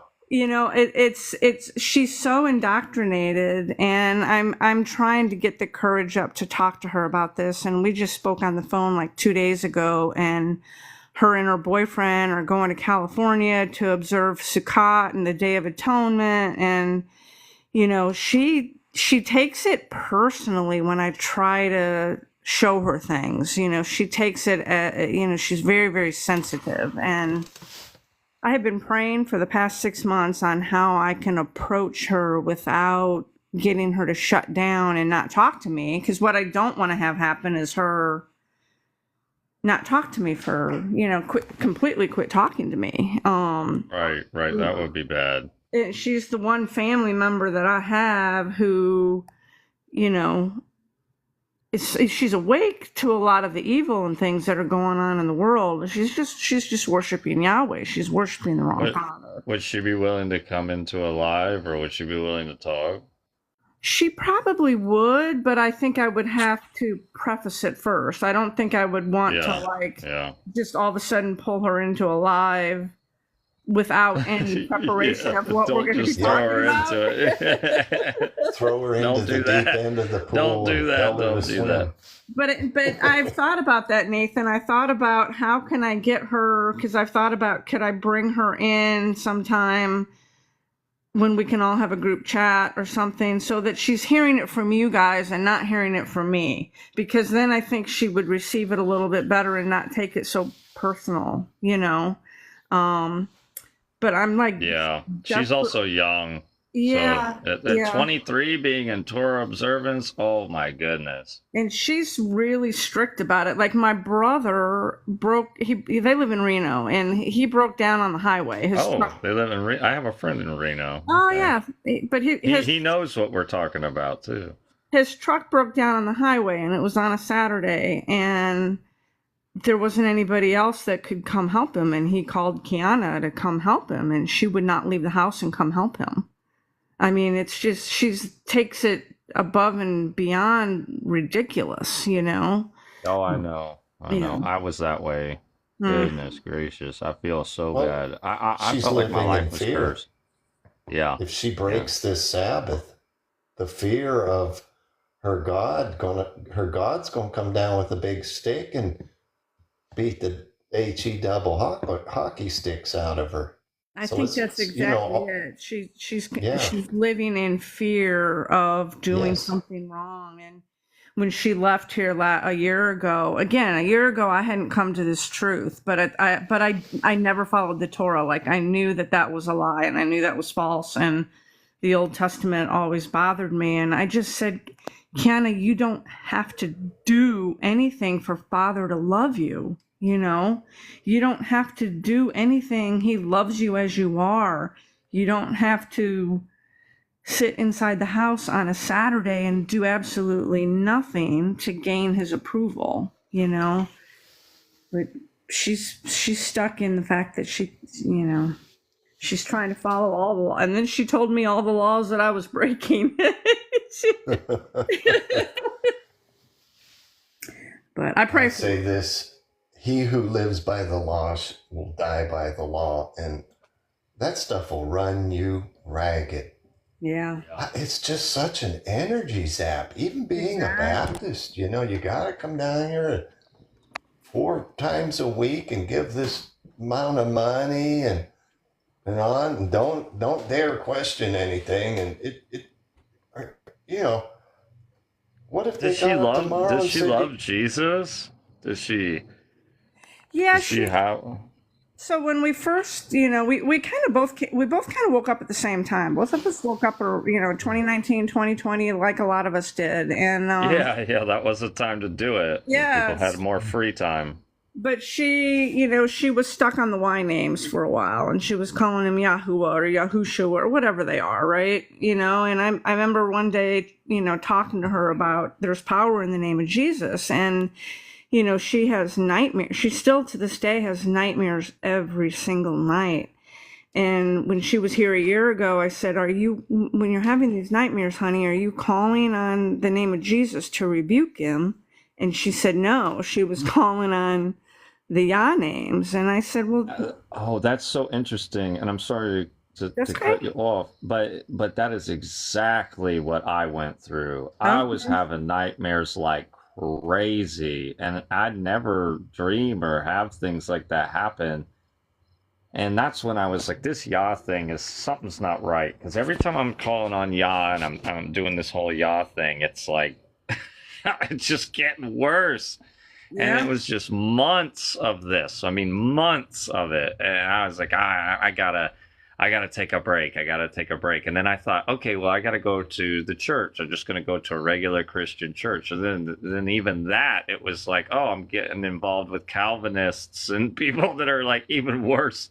And I'm trying to figure things out, because I'm like, well, what's the truth? What's going on? Because I jumped out of like Discord group for a while, just into my own personal life, people that I was meeting, and I didn't know. And then now I see it clear as day, but it's hard to make someone else see it this way that we see it, because once you see it, you cannot unsee what we've seen. You can't even go back. No.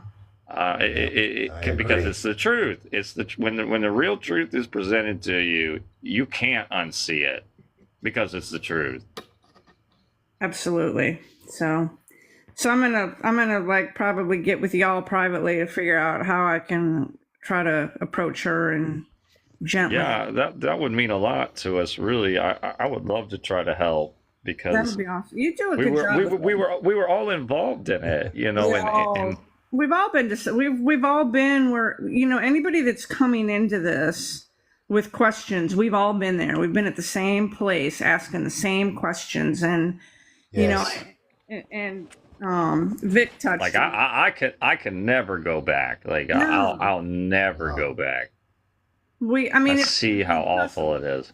But we all got to that breaking point of knowing something was very, very wrong, right? And not knowing what it was. And like I've heard all of us, we've all kind of have the same testimony, like you were saying, Vic. We all got to that breaking point of reaching out and saying, Father, I don't care how hard this is, just please give me truth. You know, and show me the truth. I prayed that for a week, and it was within 3 or 4 days that I found the Discord channel, and I found Golan and her videos, and I mean, I binge watched them. And when I say I binge watched them, I mean, that's what I did the first 2 months. That's all I did was watch those over and over and over. The Matthew video that's 6 hours long, I think I've watched it 5 times, you know, because, and then once you see it, you, like you said, you can't unsee it. And then it gets deeper and deeper and deeper of uncovering things. And like what Shannon said earlier, like trying to decipher like what was it, Jesus or was it Yahweh in the New Testament, the red letters. And it's, you know, it's. Oh, sorry. We have a new, hey Jen, I've been trying to invite you up for a while. I've seen you've been on a couple of these lives listening. Is there something you want to say? I don't know. I mean, I've kind of said it in the comments, but yeah, I started, I have kids, so I wanted to teach them different than I learned, because I went to church and I found it terrifying. Me too. And like the more I was reading and the more I was studying, I fell into, you know, there was a guy who was doing Bible studies, and the first, like, I don't know, I didn't even talk maybe for like a month. And I don't know what provoked me to start talking, but I was like, very disagreeable. And he's like, well, you should read the Bible then. I don't think you understand. And so I got quiet. I read the Bible alone, and I was like, this is gross. No wonder I was so terrified going to church as a kid. It was horrible. Yeah, I know. I don't know how people don't see it. And then when I started questioning him, I was like, why are you teaching that? Like, so I read it from front to back. Like, I mean, I did skip a lot of Genesis. I remembered all that stuff from, but like midway through the Old Testament, all the way to the New Testament. And I was like, no, everything Jesus said was, and mind you, I read the version they wanted, even though I have several Bibles in my house. I read King James. I was like, it's all love and light and positivity and, you know, oh, and then he was like, well, you're just one of those hippie people, aren't you? And I was like, no, this is what I'm reading. And the more I questioned, the more, like, he finally blocked me, but only after like publicly calling me out during a live, which I wasn't on the live, it was just chatting in the box. But he was calling me like a heretic and a Jezebel, and he was like, well, we're gonna block people like Jen, we don't want her on our channel because she's gonna lead us all astray. We've all I was like, been oh my through God, that. you're leading everybody astray. And what upset me is, like, right at that time, he blew up. He went from like 600 or 800 followers or something to like 4,000. And I was like, you've got to be kidding me. Sounds about right, because it's Yahweh's gonna bless his little children that's following him. I mean, Oh no, he he is the God of literally this says, like, world. he does all this decode stuff too, which really kind of bugs me. That's how I found his channel, was, Christmas and all the pagan holidays and everything. And Right. which I get. So I get it. There's some truth in there. That's what, bothered me, because he was luring people in with the truth, and then he was giving them all this, like, women should wear head coverings, and women aren't allowed to teach, and women should be subservient to their husbands. And that's like, no. If you don't see what that, I yeah, have a and Paul was saying a lot of those things about women. And there's a girl that I'm talking with, and we talk about a lot of these things, because even for her, she comes from a Catholic, then Christian, almost Baptist background sort of thing. She lives in the UK, and we talk about these things. And I've realized now that we do need each other, that I think that man and woman need each other. I think we're meant to be together. There's this big divide right now that's trying to just break us all apart. There's so many single men now, there's so many single women. We're struggling with this divide right now.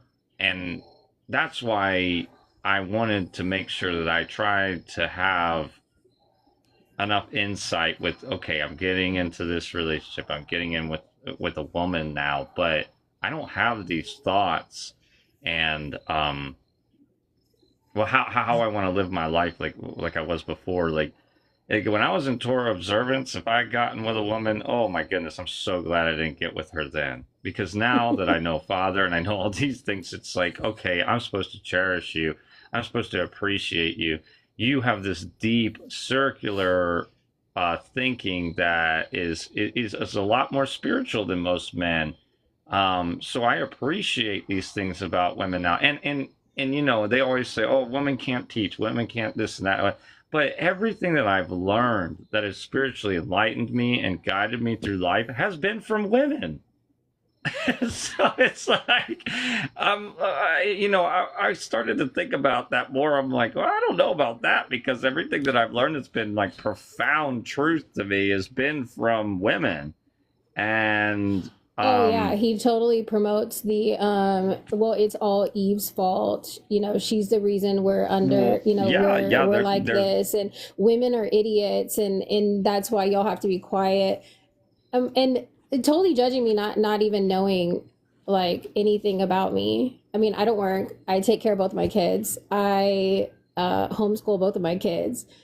So I have a very non-traditional life in terms of like what people do now. And then you're out there calling, like, just because I stood up to somebody, you're a Jezebel, you're terrible. Well, it's like they would probably say that about the girl that I'm talking with. She's a single mother. But oh, I'm not a single mom. I'm just a stay-at-home mom. Well, no, okay. Just single moms get a lot of, especially from the church and things, regardless of what they want to say. I mean, they face a lot that I didn't understand, because I've listened to her more and more, and she is a good, genuine person. She loves Father. She knows exactly what we're talking about in this chat. She's a real blessing, a real great human being, and I like that I have her in my life, because when she speaks, I listen, and I've never, and before, in my mindset and how I viewed the world, and how I thought, oh, being a man is this or that, I didn't really listen to her so much, or not her, but just women in general. It's like, oh well, it's this, and especially being in Hebrew roots. It's like women are just beneath you. They're almost they're indoctrinating you of that. I mean, I'm sure you can see that, but it's I've learned a lot from her. I learned a lot from women because men are so linear in their thinking, and they're like a laser beam, and they're like, oh, okay, well, this and all that, and they go to the next point, where women can have more circular reasoning and think about it over and over and come up with different types of conclusions. It's not that say that one is better or one's more proficient than the other, but obviously together it works amazing when we get together and we really start to put our minds together. It's very obvious to me that male and female combination of thinking and seeking any type of anything spiritual or knowledge, it helps tremendously. Because I can't always be stuck in that male soldier mindset of this is how it is, and da da da da. And there's a lot of guys on TikTok like this, and everything I say is important. And you know what I'm saying is, you're gonna wind up arguing and fighting all the time, and I mean, because you're not compromising, you're not even trying. Exactly. You've already got this. You've got this back set mindset in your head that whatever women are about, they can't teach and they can't do this. So you're already automatically ruling out what they're going to say. Yeah. Both are my husband didn't have any idea of anything religion wise other than his family was Hispanic, like Catholic. Oh yeah, they're all Catholic. Not really practicing, but his grandmother, her what she liked to tell him was God doesn't like the greedy, and that's really the only pearl of wisdom he ever got. But he didn't know anything. And whenever I started reading, he got intrigued and he'd ask me, questions. And I was like, why don't you just read? Because I don't want to put my opinion on you because I don't think I have it right. Because I'm not agreeing with anybody out there. Something is wrong, like when I read it. And he was like, well, I want to know the cliff notes of what you think because I trust your opinion. I don't want to. Wow, that's so great. Oh my gosh, that's because he needs to. A man needs to come to his wife. He needs to come to that woman to say, hey, this is what I've been thinking about.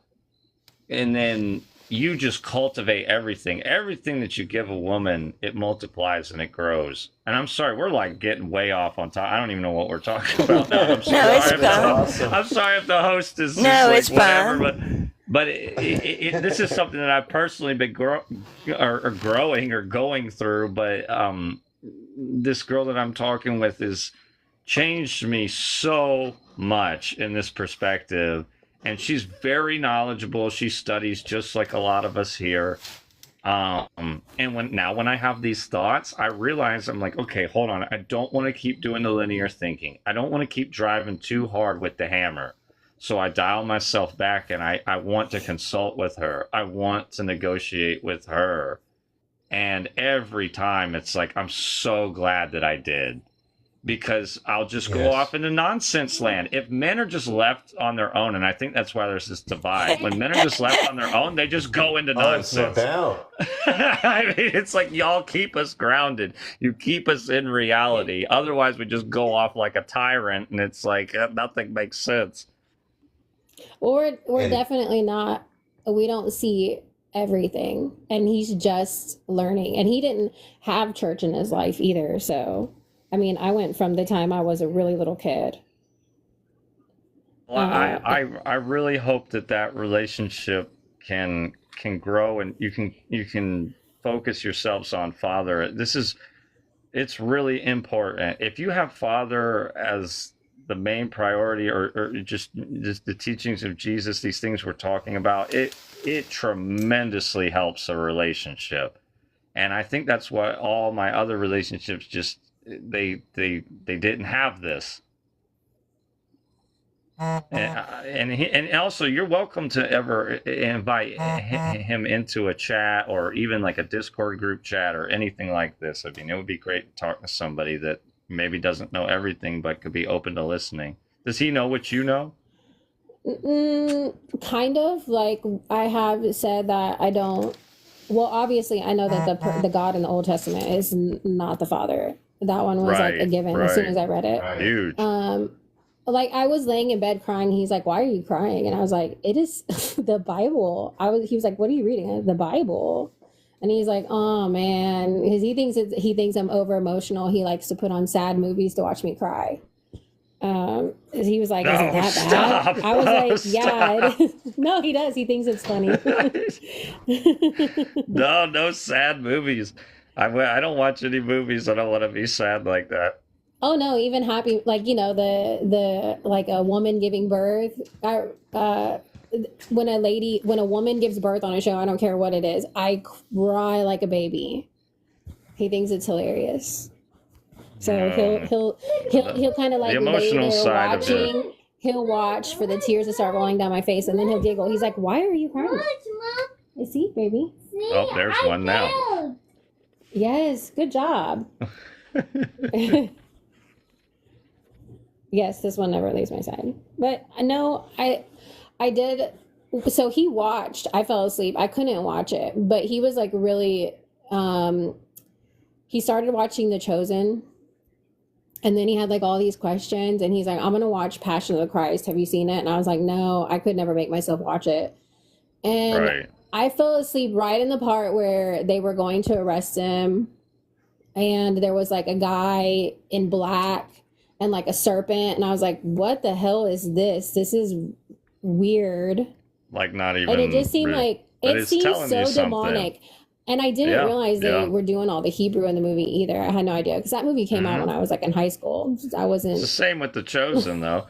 The Chosen is literally there to make Jesus Jewish, and Oh yeah, I've told him a million. Like I do get. I get all these aggravated Hollywood at that. productions horrible, really.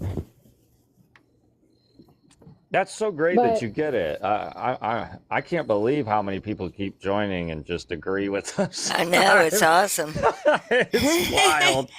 I But wasn't expecting I've- this kind of thing, you know, I've but it's always great. had questions. It never made sense to me. There were so many things that they said in church, and I would have nightmares, like sleep paralysis, and I would have really bad panic attacks. And I was young, like 8 and 10.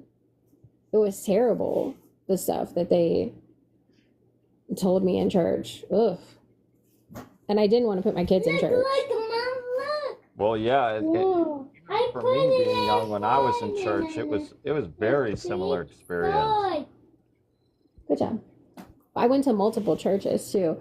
I have Mormons in my family. Good job. And I went to a Baptist church mostly, and then a Methodist church, which is kind of like Catholic, I would guess, because you do the blood and the cracker thing. I don't know. The blood and the cracker thing, yeah. It's like, it's weird. I'm like, no, thank you. I don't want that. It's a ritual. I don't know. It honestly never made sense. And so, like, I didn't make guess I sense to me see the either. difference, but the things I don't get is the creation. Like, I guess that's the one I'm trying to figure out. And then the whole baptism, it seems like a ritual. Like, why is that a deal breaker? Who said I have to do that? Right. And We agree with that. what are We y'all agree with washing that. me into? Because that feels weird. Washing you in that blood. Goodness gracious. Yeah, it's so great to hear somebody talk like this. I can't believe how many people have come around and been talking about these things lately. It's I didn't know. Even last night with the 3 people that came in and they talked for a while, I couldn't believe what they were saying, and they were thanking us for the research. And oh, I'm so glad that people see this way. And because most of the time, and me and Golan have been trying to do TikTok lives for a while. We'd be jumping in lives and trying to talk to people about this, and it is so not well received. It's just like we're just called everything, and we've been trying adamantly to talk to people about it, and it just doesn't work. But this live has been great. More and more people join, and they say, oh, we know what you're talking about, and we agree with you. It's like, oh, we never even heard this. So having somebody that comes out the blue and comes to talk, it means everything, because for us being in this now for several years, just having even one or two, three, even well, now we've had multiple people saying it. It's like, okay, thankfully people are getting it. And I know it's hard for anybody who's even listening now, but thank you so much for talking about it. I'm glad that you see it this way. Yeah, that's what happens every time I get on YouTube. Or I get duped by a channel because I think that they're on the right path, and then you hear somebody in the comments like Yahweh, Yeshua, and then I'm like, hey, why don't you correct them if that's not what your channel's about? Oh, well, we believe actually that there is no assigned name. There's that any name is, I like the last time I was on a channel, I was like, are you telling me when they go to dismember you, that if you cry out one of these Y names that nothing is going to happen? Because I think it's the one name that they're going to be upset about. Yeah, probably. You should be honest with the people on here instead of letting everybody slide into your chats like that. So there's not very many channels I follow. I try to be okay with the chat thing as far as like if they have a different opinion and they're hearing what we say, then maybe they'll understand some of it and go look into it, because you have to remember at one point you were using those names, or you were back there, in that same position they're in, and I don't know, baby. at different levels of understanding, I guess is what I'm saying. So I try to be pretty open about that, but as far as promoting it on the channel, no, I can't do it. Yeah, I didn't ever get into the name, but I did read Craig Wynn's books, and he claimed to have read the Dead Sea Scrolls, and he has like 60 or 70 some odd books where he goes all in depth with the interlinearies and everything. And when I started reading those books, I started having those nightmares I had as a child all over again. I was like, yeah, this isn't right. They'd be shocked if they knew what that name really meant, though, because they're not honest about what it even means. It comes from the root word is haba, which means to ruin or destroy. And in Hebrew, the root word is the intent of the meaning of the word, and then there's usually a prefix or a suffix behind it, and the prefix is a yod, which means he will. So if you read it for the meaning, it means he will destroy. So as a verb, that's what it means, and then as a noun, it means destruction. I don't think is that in Hebrew? That's Hebrew, yeah, and they're not going to tell you that, though. When you look at the Strongs, you won't see that. But if you go look at the word for ruin in the Strongs, you'll see that it's the last three letters of Yahweh's name, which is the root of his word, of his name. Yeah, he will destroy. Yep. And Jesus said many will go to destruction. Yeah. And right. people He's in the telling first us. century would have known immediately. Because if you spoke Hebrew, you would know that root word, meant ruin or destroy. Tina's asking, what do we believe about the book of Revelation? Any of it? I don't think... I'm not into that one. It doesn't seem right. Yeah, it doesn't line up. It doesn't line up to me. I don't even put much into it. I know Golanon does, but yeah, the book of Revelation, I think it's the revealing of the Christ. I think that's why John was scared in the beginning of it. That would make more sense to me, but that book is talking about coming back with a sword and the plagues and go ahead. Yeah, but I'm sorry. everything that happens and that they do is manipulated. I mean, it's all man-made. Like all of the, I don't even know what you can say, the illnesses and the fires and the weather, that's not, they're not natural disasters, they're man-made disasters. So if all this stuff is happening in Revelation, there's a flesh monkey pulling the strings on it. That's right. They're trying to play out the script. Yeah, and it's like I've tried to tear it apart and look at it, and I can find 40 points that lead to Yahweh being the dragon, and the Christ one being his beast. Even the 666 is a nomosekum for Christos. when you look at the Koine Greek, it's all in capital letters, but when you get to a name, it's always like the initials of the name, like it'll be one or two or three initials. And this one is 3, and it has a line drawn over the top, so you know it's a name, and you know it's a nomosaicum, so you know but it's the Christogram. The name there that's actually put down there is the Christos or Christ. And the first 3 words of Revelation say the revealing of Jesus Christ. And Yahweh is a dragon. I have like 40-point PowerPoint that indicates that Yahweh is actually the dragon. If one night I'll try to pull that out and show y'all some of that. I've not even done a video on it yet, but like Yahweh's number is 666.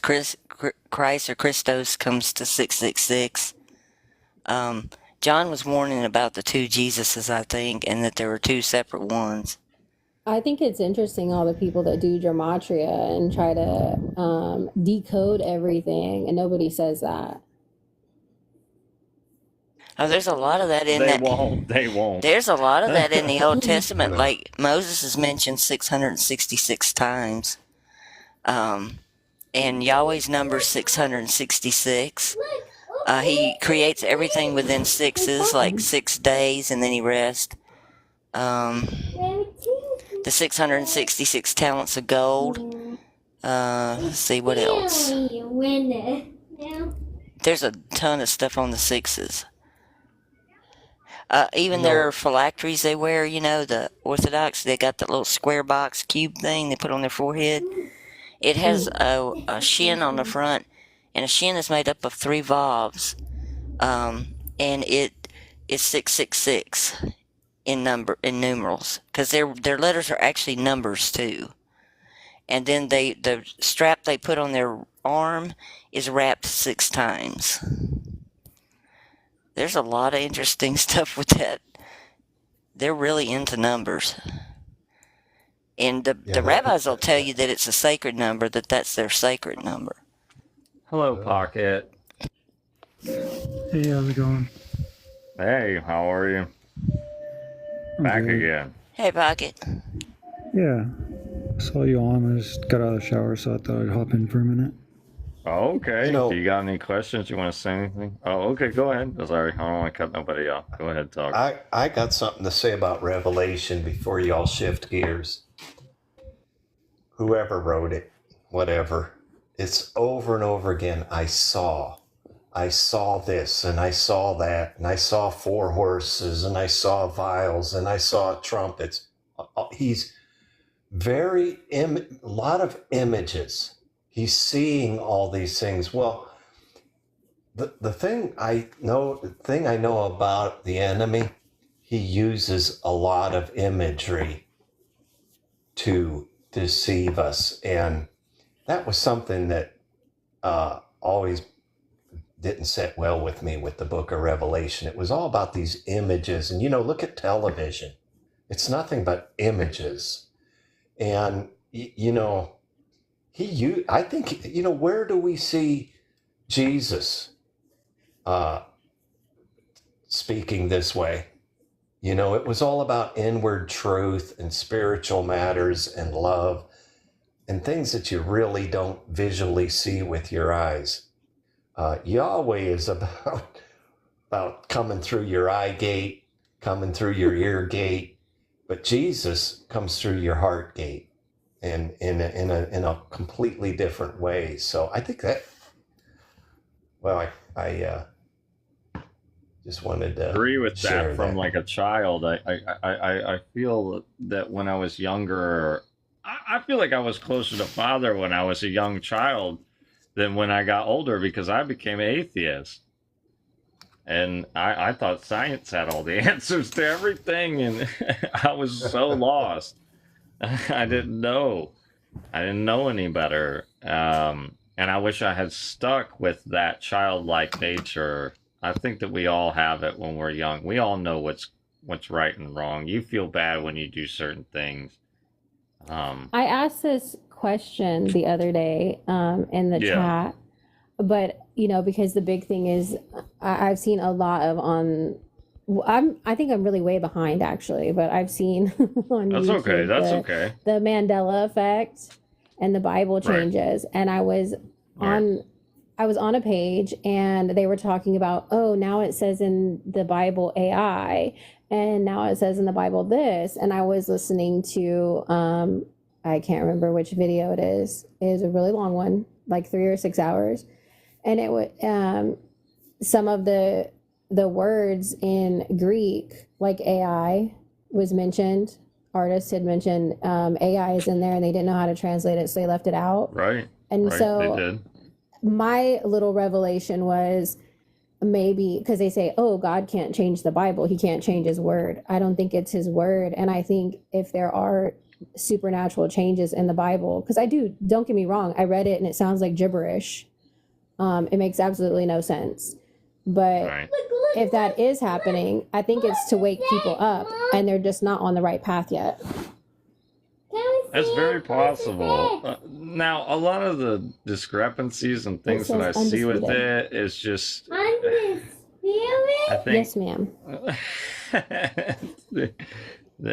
I think a lot of the things are just because people don't know older translations. A lot of these things...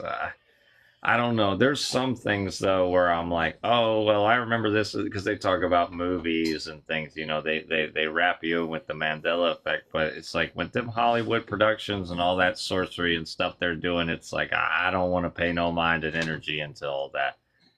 Now, yeah, there could be some things being changed or whatever, but things have been being changed, not even supernaturally. It's just from humans, and.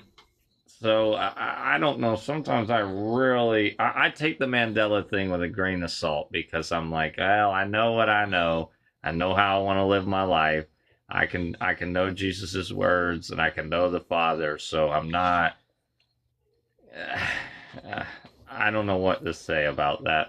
I don't honestly. have anything that's old that I could reference and say that it's happened. Everything I have is like a newer book that I bought because I wanted to read.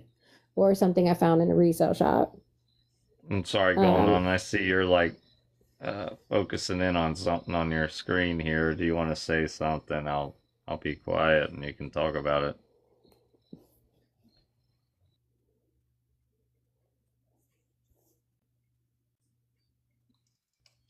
Or I can, hello. Yeah, she's whipping up something there, but. Oh, I saw. I didn't know my mic was off. Tina said something about. She said, "How do you feel about the name Jesus?" And there was some things we saw in the French about the name Jesus. It means I am. Yeah, Jesus in French is I am.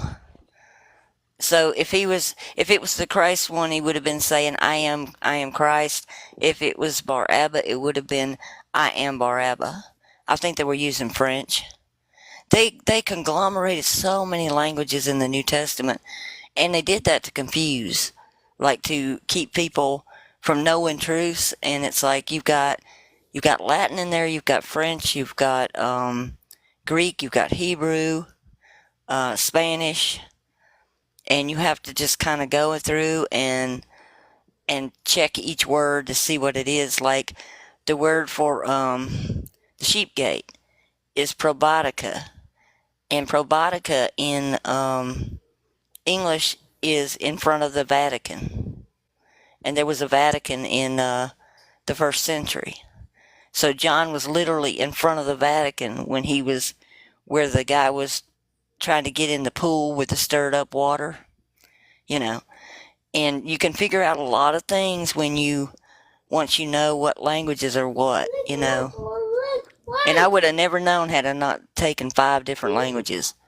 It's like I'm sitting there going, that's not like the cloth the guy had on in the garden where he was praying, and when they went to arrest him and one of his guys' cloth falls off and he runs away naked. It's a sedon. It's Latin for a burial shroud. But I was going to show you these. This is, I think that's the first instance of the Yahweh thing. I found it's 5,000 years old, found up in Siberia. And they've even got the stars and everything. But when you look around the world, you come over here, you've got these serpent heads that have seven heads like the menorah all around the world, from South America.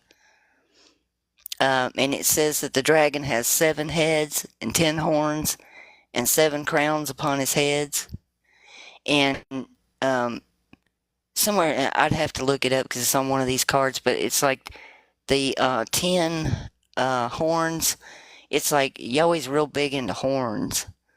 And because a lot of times people don't realize, but a lot of the biblical characters are actually satyrs. They're satyr people that are like half goat, half human. Like Esau and Jacob were both satyrs in the Hebrew. When you're reading in Hebrew, you learn so much when you start studying the languages. But I just thought I'd show her that because there's a lot of stuff in that in Revelations. I don't know. There's a few other things.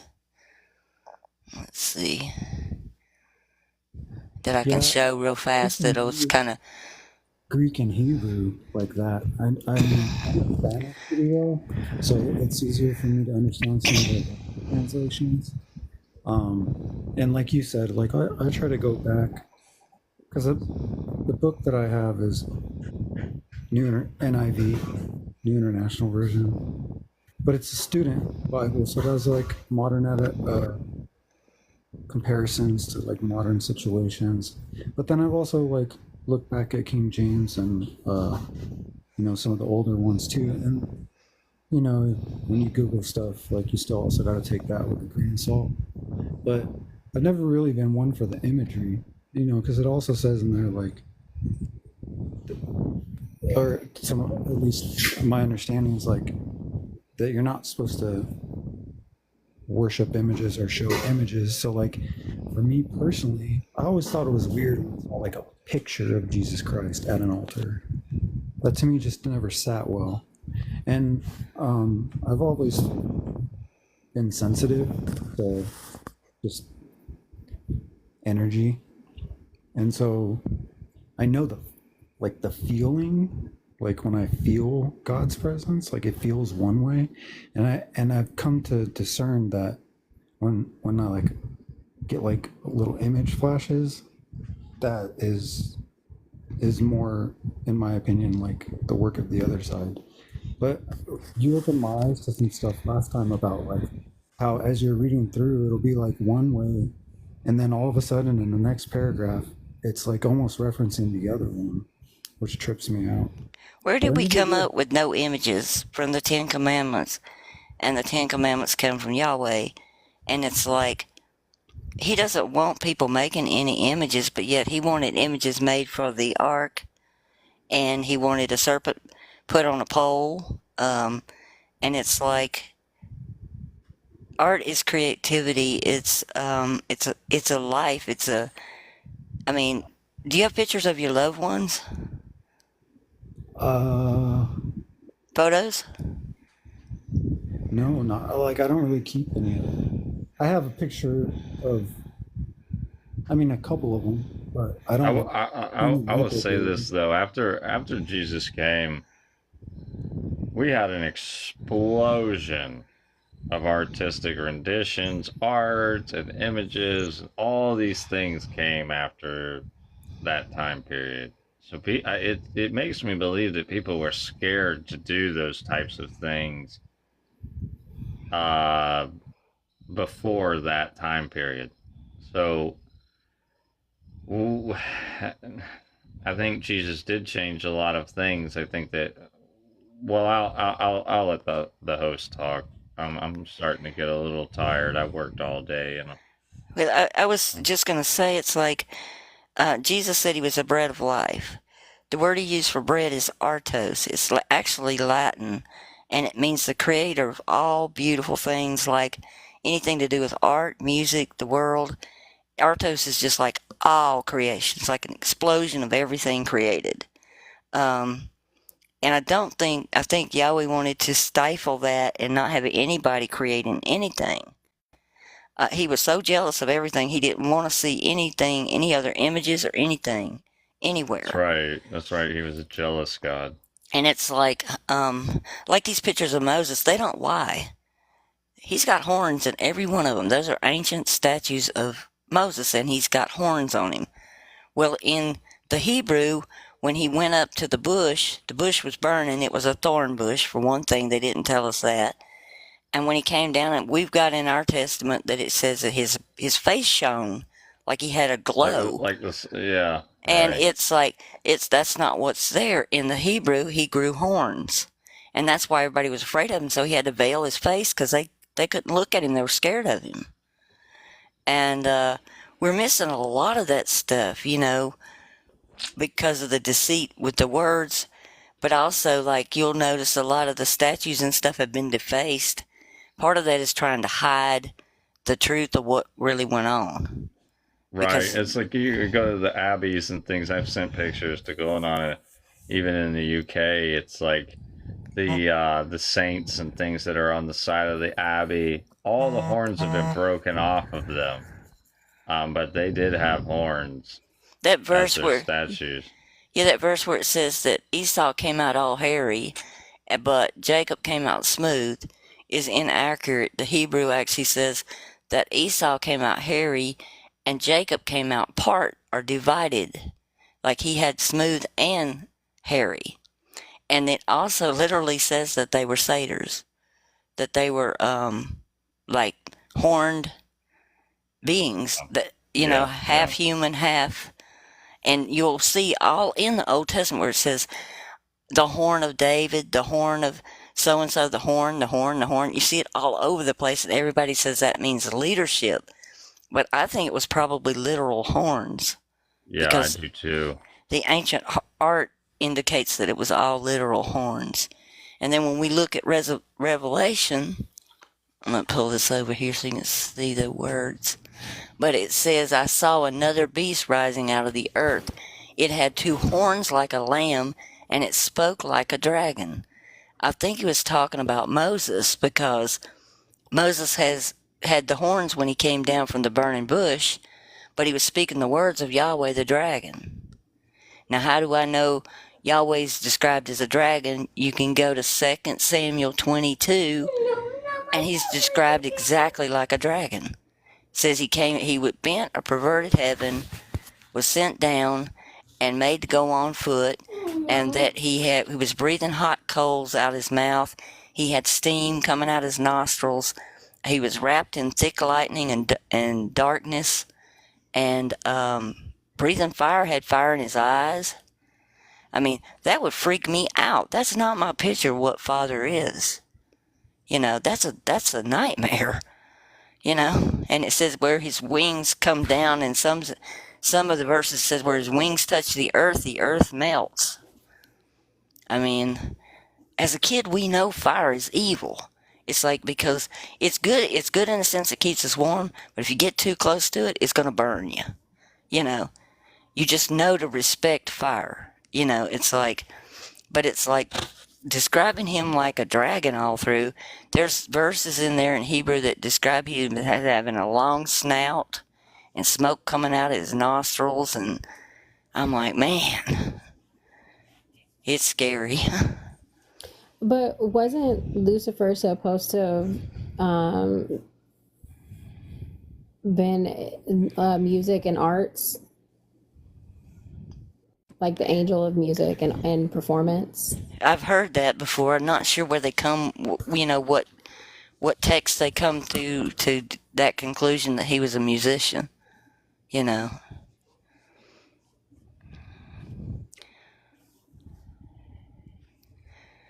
it's like, I'll back this up some. I looked at, how we got into the, shoot, it's not going to show up good, but it's like we get into the 10 Commandments, and it was all glorified with this big movie and everything, and it made us all get into it and stuff. And it's like, when you look at it, were these signs and wonders or a total nightmare? To me, it's a total nightmare. You've got, the water turn into blood. You've got frogs covering everything. You've got lice all over everyone, swarms of flies, lotus eating up all the crops, everything being unalived. Total darkness was covering it. They called fire down on them. Then you've got the firstborns being unalived when the actual Passover thing happened. That would not have been that's not like the signs that Jesus gave us of healing the blind, restoring health, raising the dead, doing these good things. This was bad things. But yet we personified it and glorified it in movies and such till, I even bought the Ten Commandments, and I feel like I'm so dumb. It's like, how did I buy into this? I just keep trying to tell myself, how did I buy into it for all these years? They remade a version of that. Well, I think it's called Moses. It came out not that long ago on Netflix, and I watched it. I was like, wow, yeah, yep, same terrifying stuff I remember as a kid. Oh yeah, yeah, and it just shows so big. But what I've done is take these slides. I'll show you one of them. It says both the dragon and Yahweh performed signs and wonders. What I did, I took 40 points from Revelation and tried to see if I could sock Yahweh into each one of those points. And it was a piece of cake. He fit everything that I found. It's like his signs and wonders that, and it says, out of the mouth of the dragon and out of the mouth of the beast and out of the mouth of the false prophet, 3 unclean spirits, like something like frogs, and they were performing signs which go out to the kings of all the inhabitants of the earth, to gather them together for war, for the great day of God, the Almighty. What is great about war? Yeah,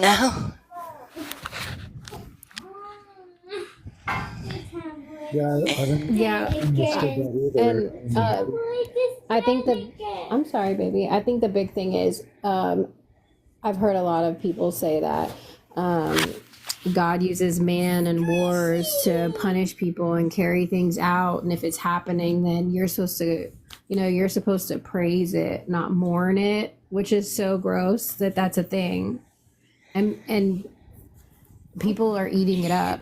Oh yeah, my game. I was listening to a Hebrew Roots guy talk, and I was watching the comments, and this guy said, I can't wait to see the 2 witnesses and watch them fireball people. And I thought, what? It's like, that just, to me, it was like, what are they, where's people's hearts at, I know, I'm on my soapbox again, but I'll get off of it. But one day I'm going to get this finished. You can't have a heart. If you have a heart, you're just a hippie. Or a heretic. You're a heretic or a hippie or a Jezebel. Yeah. But I've got 400 of these slides now that I've done, showing the difference in comparing the verses in the Old Testament to the Revelation. I hear you, baby. Can you? Yeah. That one. She's Okay, trying to talk me I'll be out of my quiet phone now. to play a game. Child. Sorry. Are y'all ready to call it? Are you tired? Meeny, miny, mo. Nathan, you ready to call it? I know I need to get to bed soon. I got to be up. Yeah, it's getting late. Yeah, I'm so sorry. We've been on here 3 hours. I gotta get up there. Also, I want to try to go closer to 7. So yeah, I knew I was gonna start getting tired. I'm almost falling asleep. Pocket, did you want to say something real quick before we go? Because I hate you got up here right at the end, but Yeah. Oh yeah, I'm it does make sense, like what you're saying. I've never seen those images you were showing, but I mean, doesn't he say that Moses is your accuser, right? Yep, he sure did. So, but yeah, I mean, I don't know. hold on. I'm sorry to interject. I'm sorry, guys. I have to drop out, but I'll be here again. Maybe tomorrow. We'll maybe do this again. Okay. But I got to go to bed here soon. I I hear gotta you. make a You've been phone you've been call. working So hard. I'm tired, yo. I'm falling asleep, and y'all deserve me like this. So I'm gonna It's get off. okay. But go ahead, keep talking. And I'm gonna drop out though. So great Okay. talking to everybody. Thank you, everyone. Yeah. Mm, all right. Goodbye. Maybe I'll do one on this one, Pocket. Would you like for me to do some stuff on this one and show some more of these? I'm. I think like well, everything I've seen you do, even like little bits, they always interest me because you have different perspectives that I've never like looked at. One thing I never really understood, like I've seen some people go into it more and more and more, is like the Kabbalah stuff. It never really resonated with me. I mean, I kind of understand some of the principles and stuff that they're talking about. It's supposed to be like the tree of life, I guess, and the elements, and but I don't know, it just never really resonated with me. Yeah, But I'm yeah, not really into Kabbalah. I don't like it. I don't even understand like what the whole thing is actually, and apparently there's like multiple kinds of it. I It's guess. basically witchcraft Hmm. to me. And I was Wiccan for 14 years. A lot of, it's even used in a lot of rituals in witchcraft. It's witchcraft. It's in New Age too. Yeah. Well, guys, I'm gonna call it for tonight because I'm pretty tired too. I'm battling some major health issues, so I need to rest anyway. But I'll try to be back on tomorrow night and maybe show some more of this stuff. Well, it's good to see you guys for a minute. Oh Peace. yeah, yeah. We And love you guys and thank everybody for coming. Thank you, everyone. Good night. Yeah. Night. Good night.